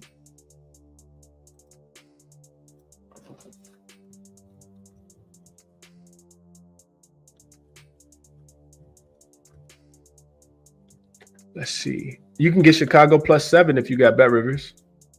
6.5 is on Caesars. Everything else has come down to 6, and that would be my thought process. I like the Bulls, which is weird, but yeah, that's the way I would play it. Let's see what you all are seeing about this one. Anybody got any thoughts? Jacob Ryden says he's gonna take the minus 2.5. Curry over his assists. I didn't even check and see where Jimmy Butler points was at.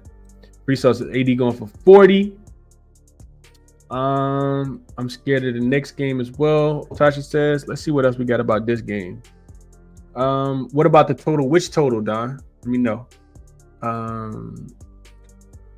don't bet on games involving the Bulls. Ellie says me either, but I do lean that way today, man. I'm not laying points with the Warriors. Yeah, that's a fact, man. That's a fact. People have been watching my show for a while. I've paused the show to put bets in all the time, especially if I think the line might move the opposite way. I'm in there. Najee in today. Love to hear that. Warriors 0-5, 1 against the spread last 6 is road favorites, Miles says. Love to hear that. Bulls 5-0-1 against the spread last 6 is home dogs. Love to hear that. If you like the Bulls, and I don't have money on the Bulls. She says pass, can't lay with the Warriors on the road, and damn sure can't take the Bulls. Yeah, that's when you don't want the Bulls. That's typically when they play well, man. That's typically when they play well. Let's see real quick, and then we'll get to the next game. Let's look at the Bulls if they're coming off a loss this season. 12-17 against the numbers. So they're covering 59% of their games coming off a loss. They've covered 3 in a row against the Nuggets, the Raptors, and the Heat. 4 of their last 5. Only one that they didn't cover was against the Sixers. They covered against the Clippers as well. And let's just see if they're coming off a loss in their dog. 13-5 straight up. I'm sorry, 13-5 against the spread. 12-6. The Bulls are 12-6 straight up as a dog. The Bulls are 12-6 straight up as a dog if they lost their last game. That is insane. 13-5 against the number. 11-6-1 to the over.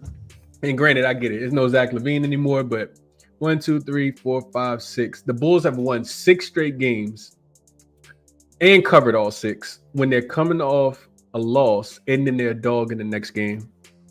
That is insane to me. That is so insane to me.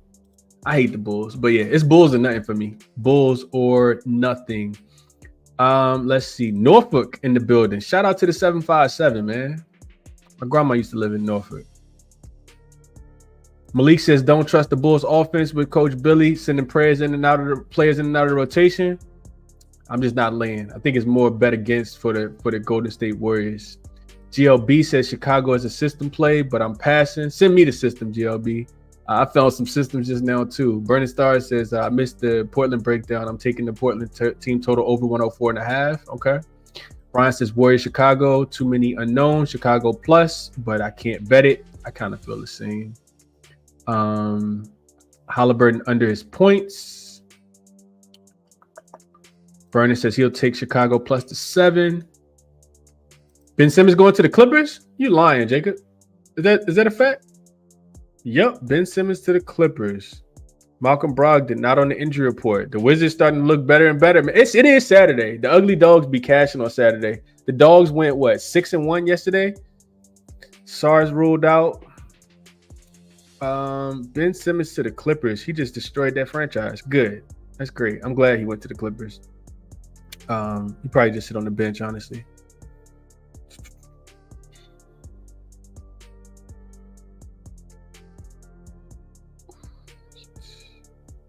All right, cool. All right, let's go to the next one. I don't sound like people got helping hands in Norfolk too. Shout out to Portsmouth, man. I know some Portsmouth guys helping hands. Dorian Finney-Smith from Portsmouth. My guy, I got a couple guys from Portsmouth I went to VCU with back in the day. Keyshawn George listed as questionable. Okay. All right. Let's keep going. Next game we got up is, we don't have too many more, right? Let's see. 1, 2, 3, 4, 5. I think we got 5 more left. That's a lot. Gil listed us out. So Thunder and the Grizzlies, this line had come down to 2. It opened at 4.5. I think it was 4. It's down to 2. Total went from 240 to 242. So injury report. OKC can of course submit late. It's gonna be interesting to see if Chet Holmgren plays in back-to-back games, with yesterday being his first game back. I'm guessing that he doesn't play. Lou Dort also didn't play yesterday. It's gonna be interesting to see if he plays today. He was having back spasms, so I don't know. Back spasms are crazy. Chris Middleton listed as out for rest. He didn't even play yesterday. He probably tired riding on the plane from Milwaukee to Washington. Though. It's a long flight. It's like 45-hour flight, man. Get out of here. Anyway, all right. So looking at this game, man, I talked about the injury report. Casey Wallace also missed last night. We'll see what happens with him. So bunch of injury guys on the injury report. For Memphis, Desmond Bane is listed as questionable. That's big in my opinion. And I think that's it. They should be healthy. Josh should be in. So I thought about this game a couple different ways. First thing I thought about is if you can get OKC at such a nice price, why not? Like, I lean OKC here. And I know that they're on the second leg of a back-to-back. You can get the money line like minus 130, or you could just lay the 2. I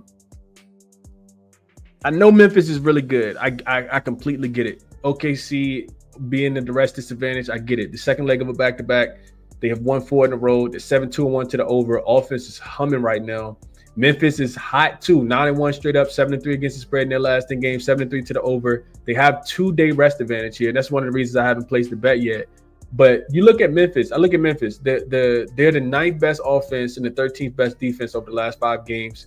3rd strongest strength of schedule. So they have been playing against some really tough teams outside of, smoking the Toronto Raptors in that last game.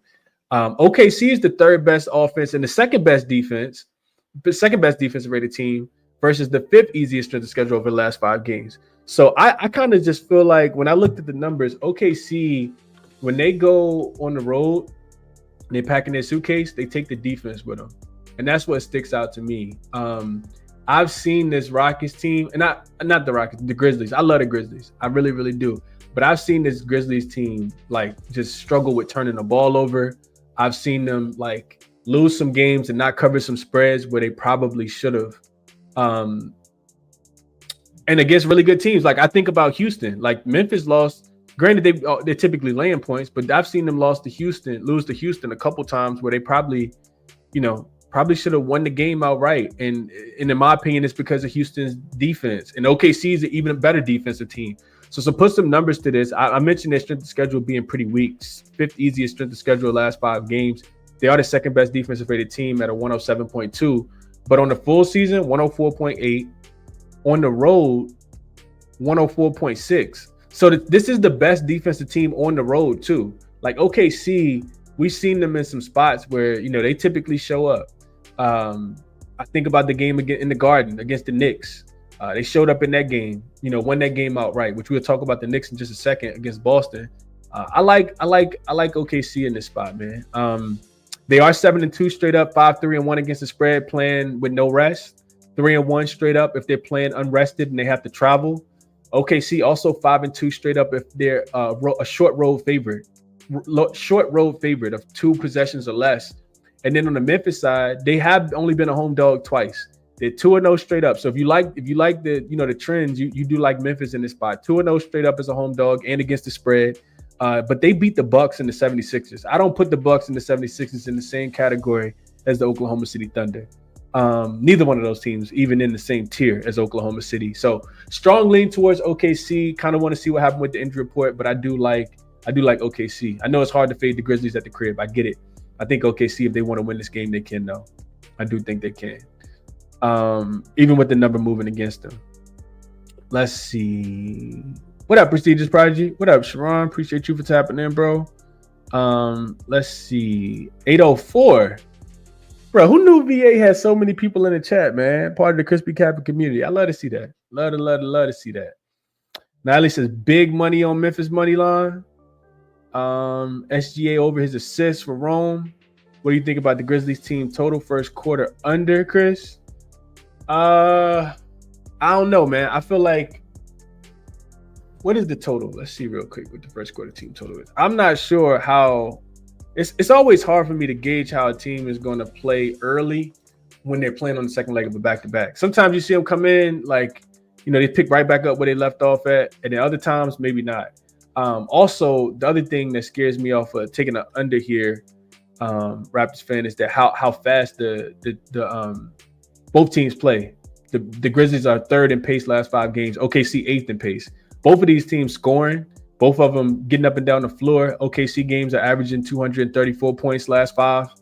And the Memphis Grizzlies games are averaging 244 points last 5. So that would say over, especially with Memphis kind of dictating pace. But like I said, I want to see what happens with Chet. Chet came back yesterday. He had a couple really good blocks. He was solid. I think he was a highest plus minus on the team.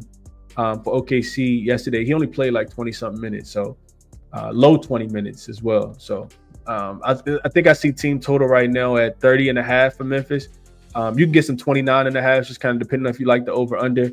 I think with the pace, I probably just stay away from the total in this one. I'm not sure if Memphis is going to jump out early and OKC is going to come back, or if OKC jumps out early and then Memphis is coming from behind. I know Memphis typically turns up at the crib, but I don't want it. I don't want it. Jacob says he took the +3. Loudoun County. Shout out to Loudoun County. Cash burn. Yeah, I know where Loudoun County at for sure. I got a homeboy that live in Alexandria. They're working in Arlington.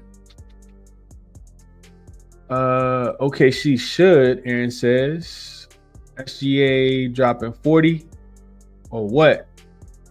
Diablo says, I got OKC money line, price too low not to take them. I agree with that. Definitely agree with that. OKC should get up for this game, and they should be energized by Chet's return.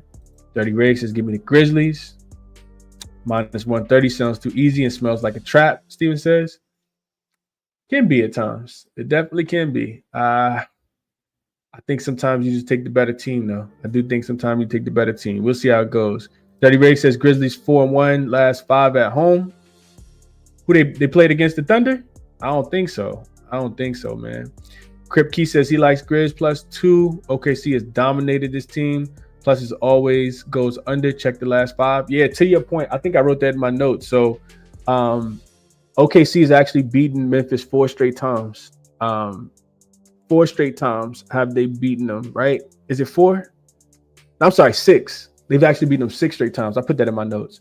OKC has beaten this Grizzlies team 6 straight times. Now, granted, OKC, they beat them once earlier this season.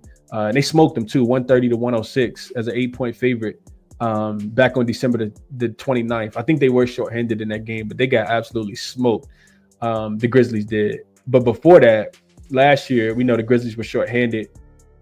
A lot of injuries. But even before last season, they've always had this team's number. So I know a lot of people. I expected the Memphis to be a public home dog today. I think I like OKC. Appreciate you, GLB. I'll look at this. He says under in the OKC game is a system play 2. Home dogs off a road game facing an unrested opponent. 15-6 to the under. Okay. Pace scares me a little bit, but okay. Miles says second of a back-to-back, but Thunder 7-2 against the spread. No days rest. I just said that, right? I said 7-2 straight up, 5-3-1 against the spread, playing unrested. Even if they have to travel in the next game, they're 3-1 straight up if they're playing unrested. So I think this is a discount, in my opinion, on the Grizzlies. On the Thunder. Lean OKC, but definitely a tough game, low key. Yeah, maybe you play it live. I haven't played it yet. Niley says look who Thunder played last 5 games. First Grizzlies played last 5 games. Grizzlies as a home dog. This is an easy plus money. Okay, so fading the Thunder. I don't see people fade the Thunder too often, man. We'll see how that goes. Michael says, hope you're doing well, Chris. What are your thoughts on the total in the next game? We're going to get to that game in just a second. Let's see. Naeli, no. Northern VA. Lot of VA love in the chat, man. I definitely appreciate my VA lovers. Virginia is for lovers. Dirty Ray says Grizzlies first total over last 5 games at home. And Justin played over 2. He got the 237.5 though. Okay. Good number, I think, by Justin here with this being up to 242 now. Definitely got a good number. I think it's an over game. OKC always scares me though with how good their defense can be. Memphis the number 1 rated offense at home. They are averaging 124 points. Defensively, they are good too. They're still 4th in defensive rating at home as well. We'll see. We shall see. All right, next game. We got Boston and New York. This line's still 3.5. Yeah, still 3.5. Total went up 3.5, about 3 points, 229.5. It opened up to 232. So we look at the injury report to make sure I got the most updated stuff. I got Josh Hart is probable, OG is doubtful, and Drew Holiday is out. Let me make sure that that's correct. Yeah, and Torrey Craig is not going to play either. Karl Anthony Towns also listed as game time decision. He's listed as probable though with a knee injury. OG Anunoby, like I said, game time decision, but he is more listed as doubtful. He's missed 2 straight games after messing up his knee. I don't think they're gonna rush him back. It wouldn't surprise me if OG didn't even play until after the All-Star break. But I'm just speculating. I haven't read anything from the beat writers or anything. So I'm looking at this game. I mean, it's a pretty simple cap for me. And I could be way off here. This is the second matchup. The Boston Celtics absolutely embarrassed the New York Knicks. If you remember the first game of the season, you remember the mollywhopping. Everybody was talking about Mikal Bridges' jump shot being broke. We cashed on his under. He was shooting with that hitch in his jump shot. They got absolutely embarrassed at TD Garden, 132-109. It wasn't even that close, really. That score, I think, made it look a little better. And Alex Len has been waived by the Wizards. to sign with the Pacers. Ooh, okay. Champagny is look like he's gonna play. Marcus Smart not playing. Chris Middleton said, "Get me out of here. I'm trying to get out." All right, so jumping back into this game. Boston has been good in recent form, 7-3 straight up, but 4-6 against the number in their last 10, 1-3 against the spread in their last 4. They did just get thrashed by the Dallas Mavericks coming home. And then the Knicks have been red hot too, 8-2 straight up, 6-4 against the spread in their last 10 games. It really comes down to this though: is Boston coming off a loss? Because if Boston's coming off a loss, they're 12-1 straight up, 10-3 against the number. If they've lost as a favorite, and they're winning the next game by 22 points. The Knicks have been a home dog once this season, came against the Thunder. They lost that game by 25. New York also does not play well in revenge games. The team that the Knicks beat up on, they can typically beat up on them again. They are 34-17 straight up. But when the Knicks are playing somebody in a revenge spot, we saw this with Atlanta earlier this season. I think Atlanta's beaten them 3 times. They've only beaten Atlanta once. But when the Knicks are in revenge spots this season, just 3-4 straight up, 2-5 against the spread in revenge games this season. It don't get too much better if you just isolated the home games either. So I think Boston is the right side here. I know that they will be without Jrue Holiday. Derek White also makes a ton of sense because he's the spot-up shooter that the Knicks probably going to struggle to guard. Haven't played his props. And then the Porzingis one as well, right? Like, it's kind of hard not to talk about Porzingis. I will be betting this today. I have not bet it yet, but I talked about it last game, didn't bet it. We go over to Outlier really quickly. We can see Porzingis first quarter points. They have boosted it. They have put it up a little bit. It's 6.5 now versus it was 5.5 for a while. But Porzingis first quarter points, absolute money, man. He going back to the Garden where he used to play as well. Let's see, first quarter points. So 6.5. I think you can still. This says -11. This is Outlier as well. Check out Outlier if you're interested. Link in the description of the video. So let me do this. All right. So this is listed at -111, but I think you can get a plus 110. I think I saw on. I think it was on DraftKings. So this is Porzingis' first quarter points last 10 games. You can see that he's up and over the number in 7 of his last 10 games. He barely got there against Dallas in the last game. He did cash the 5.5, but now, like I said, they bumped it up to 6.5. The book's trying to get smart, but you can see the minutes are still there. Like, he played 10 minutes, pretty much the whole first quarter in the last game, and you love to see that because that's really what you need. Shot attempts are typically always there. So yeah, I like Porzingis up and over his points prop. This is one that's pretty self-explanatory. Like Porzingis up and over. Lean towards Boston minus the 3.5 as well, and also towards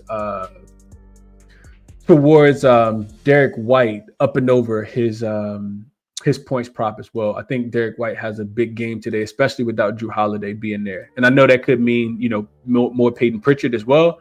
I like Derek White. I think he's gonna get the spot up looks off Jason Tatum and Jaylen Brown. Celtics do a good job of moving the basketball. So those are my thoughts on that game. Boston minus the 3.5. I think I missed the best of the number. I didn't play it either, but Boston minus 3.5 makes a ton of sense. Let's see, Derek White points prop is at 14.5. He's going up and over in really good form right now. 5 of his last 6 games, he scored 16 or more. So I do like Derek White a lot today. If we look at games without Jrue Holiday, he's only played in 8. He's up and over in 5 of his 8. He's averaging 16.5 points. So do like Derek White a lot today. I think he matches up really well against what Boston does on the defensive end. I mean, what the Knicks do on the defensive end.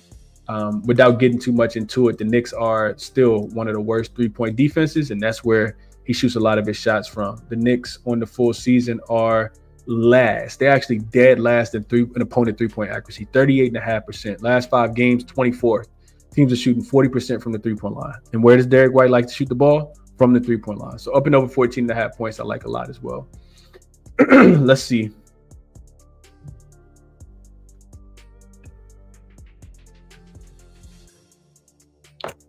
Played Boston minus 2.5 last night, Mark says. We know the Boston deal off a loss. That's a fact.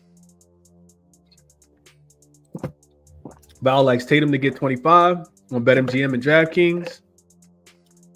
Knicks are 0-2, Juan says, this season against the Celtics. Knicks are 0-2 against the Hawks this season and won that third meeting in the Garden. Knicks 3-day rest advantage, while the Celtics 1-day rest advantage. Knicks plus 3.5 for 626. This is a new name, but he likes the Knicks. Oh man, I'm not even gonna read that, Adam. But yeah, Brian says Boston minus 3.5, maybe trifecta. Need to look at his points. Mark says I still think he can get to 7. This total is going up. Just FYI, somebody asked about my thoughts on the total. Total is going up. Without OG there, I do think the Knicks defense is not as good. And I think Boston should be able to score the basketball from the 3-point line. I just talked about how Derek White, takes and makes a bunch of threes. But so does everybody on the Boston Celtics, right? I just like his matchup because there's no Drew Holiday. I do think this game goes probably over. Both of these teams are playing a little bit faster. Full season, Boston is actually the 6th slowest paced team. But last 5 games, they're actually middle of the pack at 16th.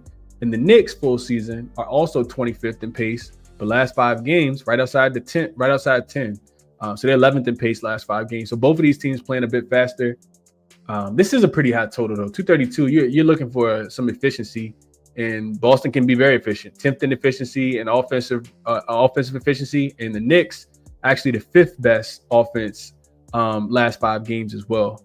And both teams played 14th and 15th strongest strength of schedule as well. So about middle of the pack for both of these teams. I don't know. The total scares me though. It does scare me. If I wanted to over, I probably would have wanted to get there already at 229.5. Probably wouldn't touch it at 232. Maybe a live bet for whoever asked that earlier.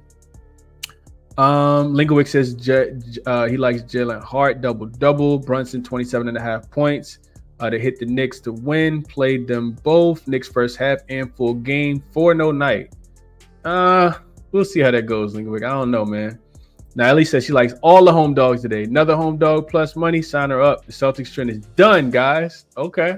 We'll see how that goes. I'm not betting against the Celtics today. Adam says he likes Derek White over 17.5 points on FanDuel. I saw 14.5. 17.5 a little steep. Yeah, it's 14.5 at plus 100 is what I see. Unless we talking about a different White. Porzingis back in the Garden, taking his points, Raptors fan says. GLB says Boston here. Road teams off a loss as the double-digit favorite. I forgot we talked about this. 10-2 straight up against the spread and to the over. Okay. So Boston team total over makes a ton of sense as well if you want to stay away from the spread. Miles says we all know Boston is elite off a loss, 14-1 straight up, 12-3 against the number. What's really important here is that New York is still dead last in opponent 3-point percentage. I just said that, allowing teams to shoot 39% in their last 3 games and 40% in their last 5. I just handed those numbers out. Let's see what else. Brown over his 21.5 points. That's what it's for, Aaron. He says a long show, just talking it out. If I had plays, I would have just came on here, gave out the plays, went through a couple comments, but I'm really interested in seeing what people are thinking today. I got a little time, so we do a longer show today. Next up is the Nuggets and the Suns. Line open 4, and now it's up to 4.5. Total open 234.5 up to 237.5. Another game you gotta kind of wait on the injury report. Bradley Beal did not play last night because of a toe injury, and Kevin Durant also didn't play last night because of an ankle injury. Not sure if they're gonna play today. The Denver Nuggets got a bunch of guys on the injury report as well. Michael Porter Jr. truly listed as questionable with a hamstring injury is what I read last night. Jamal Murray also truly listed as questionable with a knee injury. Aaron Gordon, I think, is more probable than questionable. Excuse me. Russell Westbrook continues to be out, of course. And Peyton Watson is also out. So Phoenix did have to use a lot of energy last night, of course. Devin Booker had to kind of put the team on his back late in the fourth quarter and in overtime for them to get a win. You typically want to fade the team coming off a home win, coming off a win in general when they got an overtime the next game. I'm not gonna pull that trend up, but I know it's very, very profitable. That would say, lay the points with Denver. But how could you lay the points with Denver if you don't know who's gonna play, who's gonna be a part of it? And Denver on the road, not great recently. They have won 5 straight. They've covered 3 straight, have the Denver Nuggets, but they all been at home though. Last 5 games they played on the road. Remember they went on that 5-game road trip about a week and a half ago? They didn't cover any of them. So not sure what you're getting from Denver right now. It's an easy pass for me. It's not a great spot for Phoenix, though. I talked about this when I talked about the spot for the San Antonio Spurs earlier. This is the other team. 6-game and 9 nights here for the Phoenix Suns. No rest. Automatic fade spot. Second leg of back-to-back with overtime.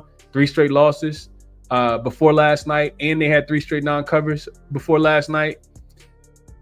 Nah, I don't want anything to do with Phoenix. Now, if they get Kevin Durant, Bradley Beal back, maybe that changes things up a little bit. But I still be looking at the Denver team total to go up and over. If they get all 8 pieces in, I think that they should be able to score against Phoenix in this spot. I think that they're going to play super fast. And still don't want to lay points with them, but I think that they are the right side. It's just a situational spot. Not looking towards Phoenix today. Not looking towards the Phoenix Suns today. Justin played Jaylen Brown over his points. Dirty Rig also played over 21.5. Jacob got a -2 and a -3.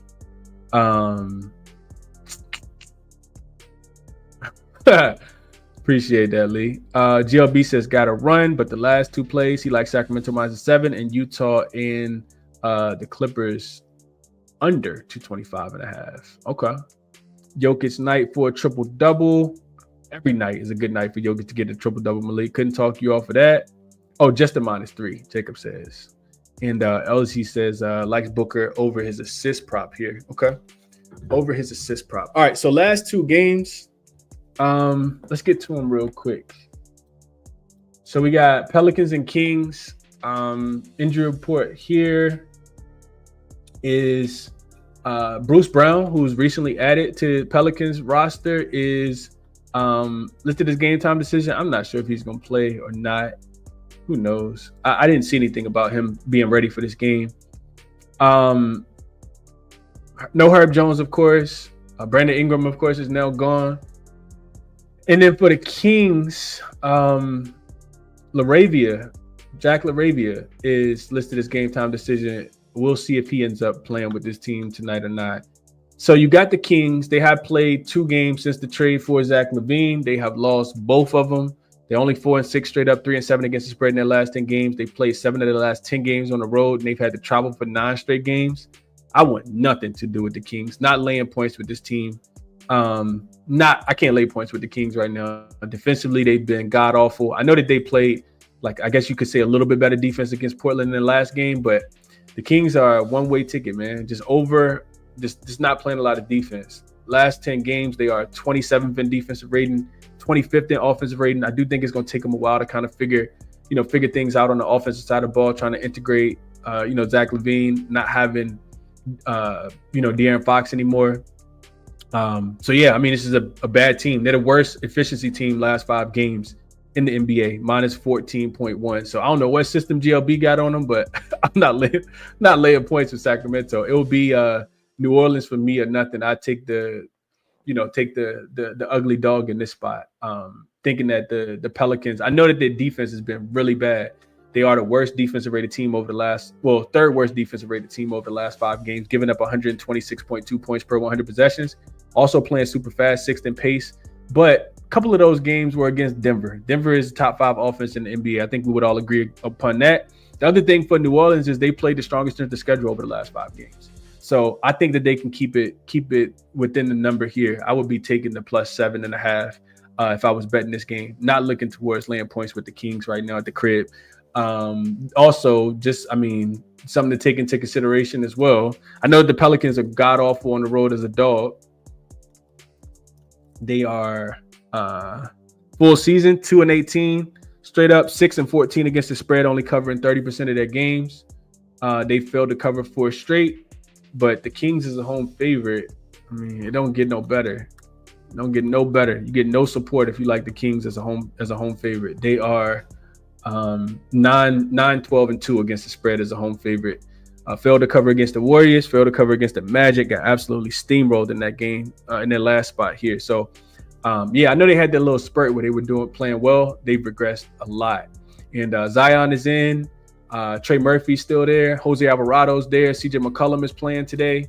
Like, I think they got enough to keep it within 7. That's the only way I'd be looking at this game is New Orleans plus the points.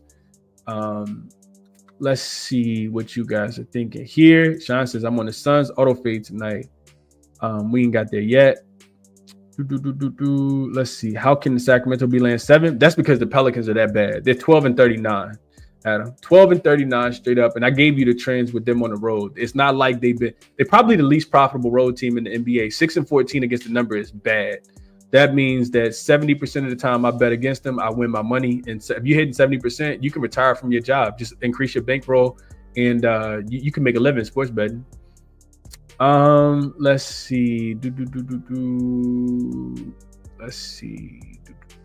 Pelicans are my team. We always play Kings tough. I know we are awful on the road, but this is one that we're covering, Paul says. I agree with that. Crip Key says Pels plus 7. Sabonis over his boards. Pelicans can't rebound from. Yeah, I agree with this. Yeah, Sabonis could have 25 rebounds in this game. The Pelicans have no bigs at all. None. GLB says Pelicans on the road are not covering. We just talked about that, right? 0-9 against the spread on the road. But I don't like the Kings. I can't take the Kings. Can't take the Kings, man. Dirty Ray says Sacramento Bulls, and that's what we're seeing here, man. Prestigious Price says appreciate the long show. BSA says Trey Murphy 7 free throw. So Trey Murphy points, I think, is also a good look. I need to look a little bit more into it, but I know Trey Murphy, since they lost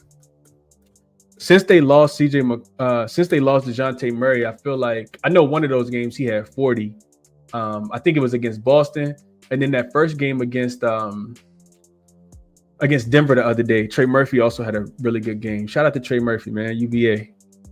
UVA guy, Trey Murphy. So Trey Murphy, let's see. I mean, he gets one of the worst defenses in the NBA. His points prop is up to 24.5. He's had 4 straight games where he scored 25 or more. 32 against the Mavs, 40 against Boston, 41 against Denver, and then 25 against Denver. He like the Kings. Who the Kings about to put on him? Davion Mitchell, he ain't there no more. So yeah, I like Trey Murphy. I gotta look a little deeper, but I like Trey Murphy. I like his points. Also look towards he just has the most value. I want to look into his usage a little bit more, but I know his usage is up since DeJounte Murray went down with that Achilles injury. So I like Trey Murphy a lot. I know that CJ is more of a shooting guard, so Trey may potentially have the potential assists a little bit more. Real quick, let's just look at this. So in the full season, Trey's only averaging 5.7 potential assists, and he's averaging 3.2 assists overall. But the last 5 games, he's averaging 8.2 potential assists. So that let me know that he's the guy that's facilitating a little bit more. 5.7 on the full season, but last 5 games, 8.2. And he's averaging right at 4.6 assists. His assist line today is 3.5, and it's juiced minus 137 to the over. Makes a ton of sense. I think somebody's got to facilitate. So Trey Murphy, I need to see whether it's going to be points or assists or points plus assists. But that's the way. And I'm only taking the points here. Let's see. What did I miss anything in this one? Let's see. Sabonis points plus rebounds. Jacob says it's the best bet, up to 34.5. Jalen says Sabonis over 18.5. CJ McCollum over his threes. Couldn't talk you off of that. That makes a ton of sense in my opinion, Jacob. Trey Murphy hit 8 threes in back-to-back games. Flamethrower. Jacob says Kings allowed the 3rd most three-pointers made in the NBA. They ranked 26th against defending the 3 above the break 3, where CJ scores 40% of his points. They're the worst spot-up defense in the NBA, which accounts for 19% of his points, most of which are threes. And I agree. He should get hot in this game. What up, Big Mar? Appreciate you for tapping in. Saturated says, what's up, Chris? Joined late. How do you like AD props today? Love them.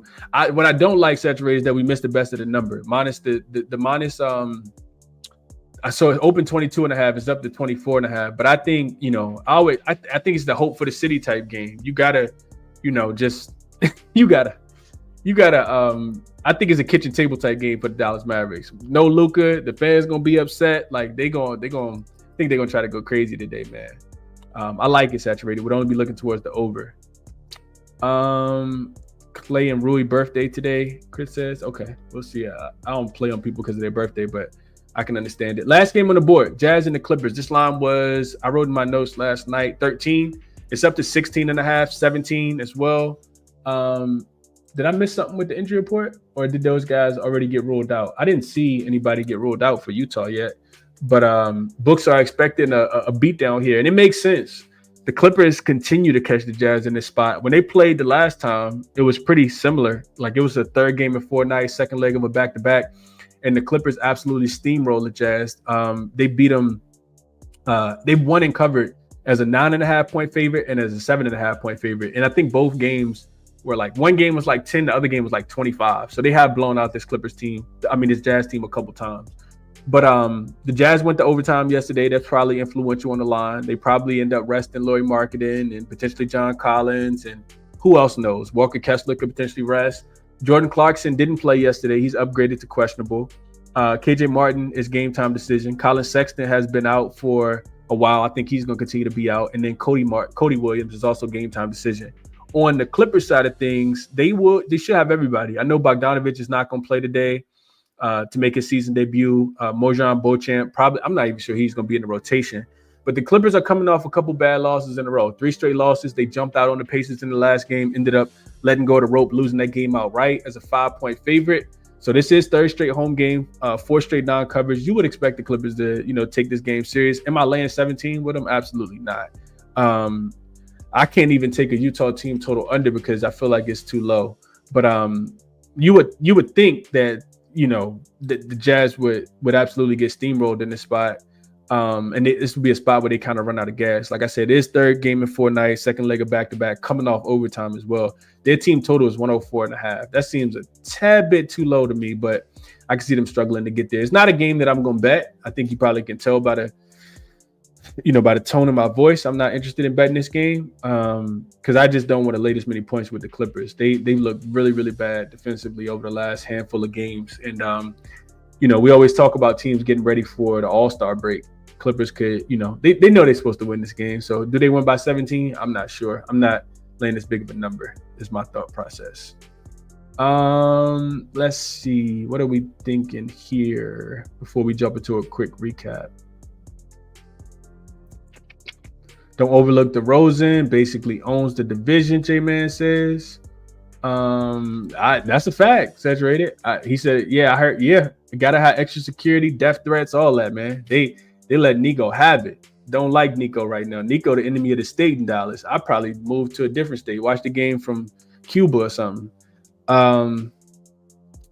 Picketing, all that. This might be a riot there today, especially if they don't win that game. So that's why I played them. Nally says she'll take the Jazz plus the 16 and put it with the Clippers on the money line. Tasha says, nah, we off of this. Yeah, that's how I feel about it too. It don't sound like a lot of strong opinions here. All right, so let's jump into a quick recap. I talked about all of the stuff that's on the screen here. So of course I'm not betting all this. If you watch the show, I didn't bet a lot. I don't make a bunch of bets, especially around this time of the season, so close to the All-Star break. Yesterday we had 3, 4, 5, 6, 7, 8, 9, 10. We had 10 plays on the short list yesterday. And Wemby under his assist cash, Cleveland team total over cash, Donovan Mitchell over his assist did not cash, so 2-1. Giannis over his assist, he did not play.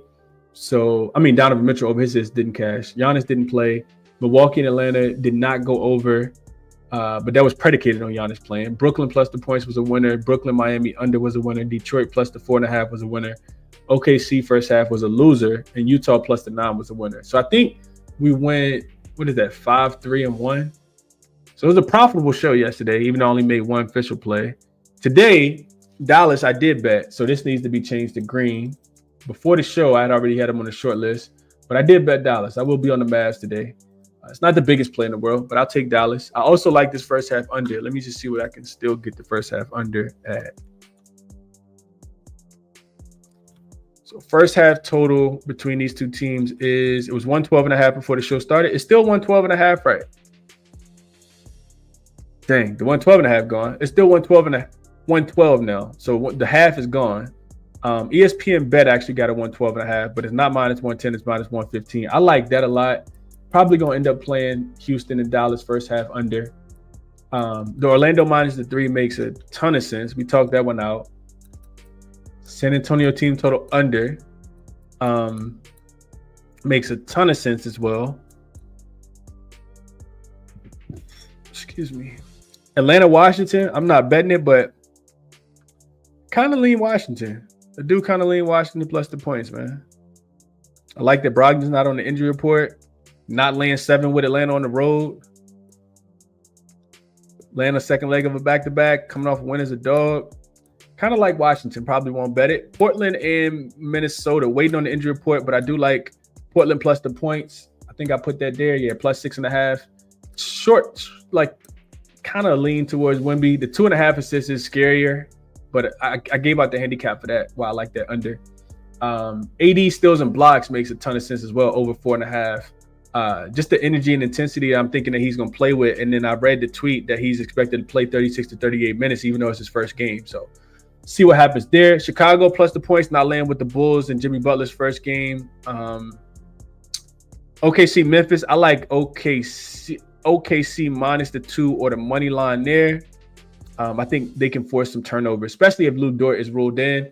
Memphis struggles to protect the basketball at times. I think OKC is the better defensive team, and they can win the game even on the second leg of a back-to-back. Leans towards Boston. I see a 2.5 out there, so definitely, get the best of the number. 2.5 looks like it's available on Caesars right now. Also, Porzingis over his points, which is not here. Derek White over his points, which is not here. And only plus the 7.5 for the Pelicans. Only plus the 7.5 for the Pelicans. I'm probably going to play the Pelicans. I just want to face Sacramento. I mentioned the Pelicans played the strongest strength of schedule over the last 5 games. So I do think that they can. I think that they can keep that one within 8 points. I really, really do. The dog's been cashing, man. And Utah Clippers, I'm not interested in that game. So that's the show, man. Hopefully, like I said, it was helpful. I always say I hope it's helpful. All the resources I went through them are here. It's only 3 games on the board, so check the resources out. All of them are linked in the description of the video if you're interested in checking out any of these. The referral links are in the description, so you can get a discount if you sign up. Charlotte play Detroit tomorrow. Philly play Milwaukee. Toronto play Houston tomorrow. All before the Super Bowl, of course. So we'll do a quick morning show. I did make 2 NFL bets for the Super Bowl tomorrow. 2 of them that I absolutely love too. I do want to come up with some kind of fun long shot, but that's typically not something that I do. I hate throwing away money on long shots, but there are 2 like minus 115 bets that I made. So we'll talk NFL tomorrow too. We'll talk Super Bowl, little Kansas City and Philadelphia Super Bowl game tomorrow as well. So that'll be the show for today. Catch you all tomorrow, man. Best of luck on all your action for today. As always, enjoy your Saturday. Stay safe, stay warm. We'll be back tomorrow morning. I'm out.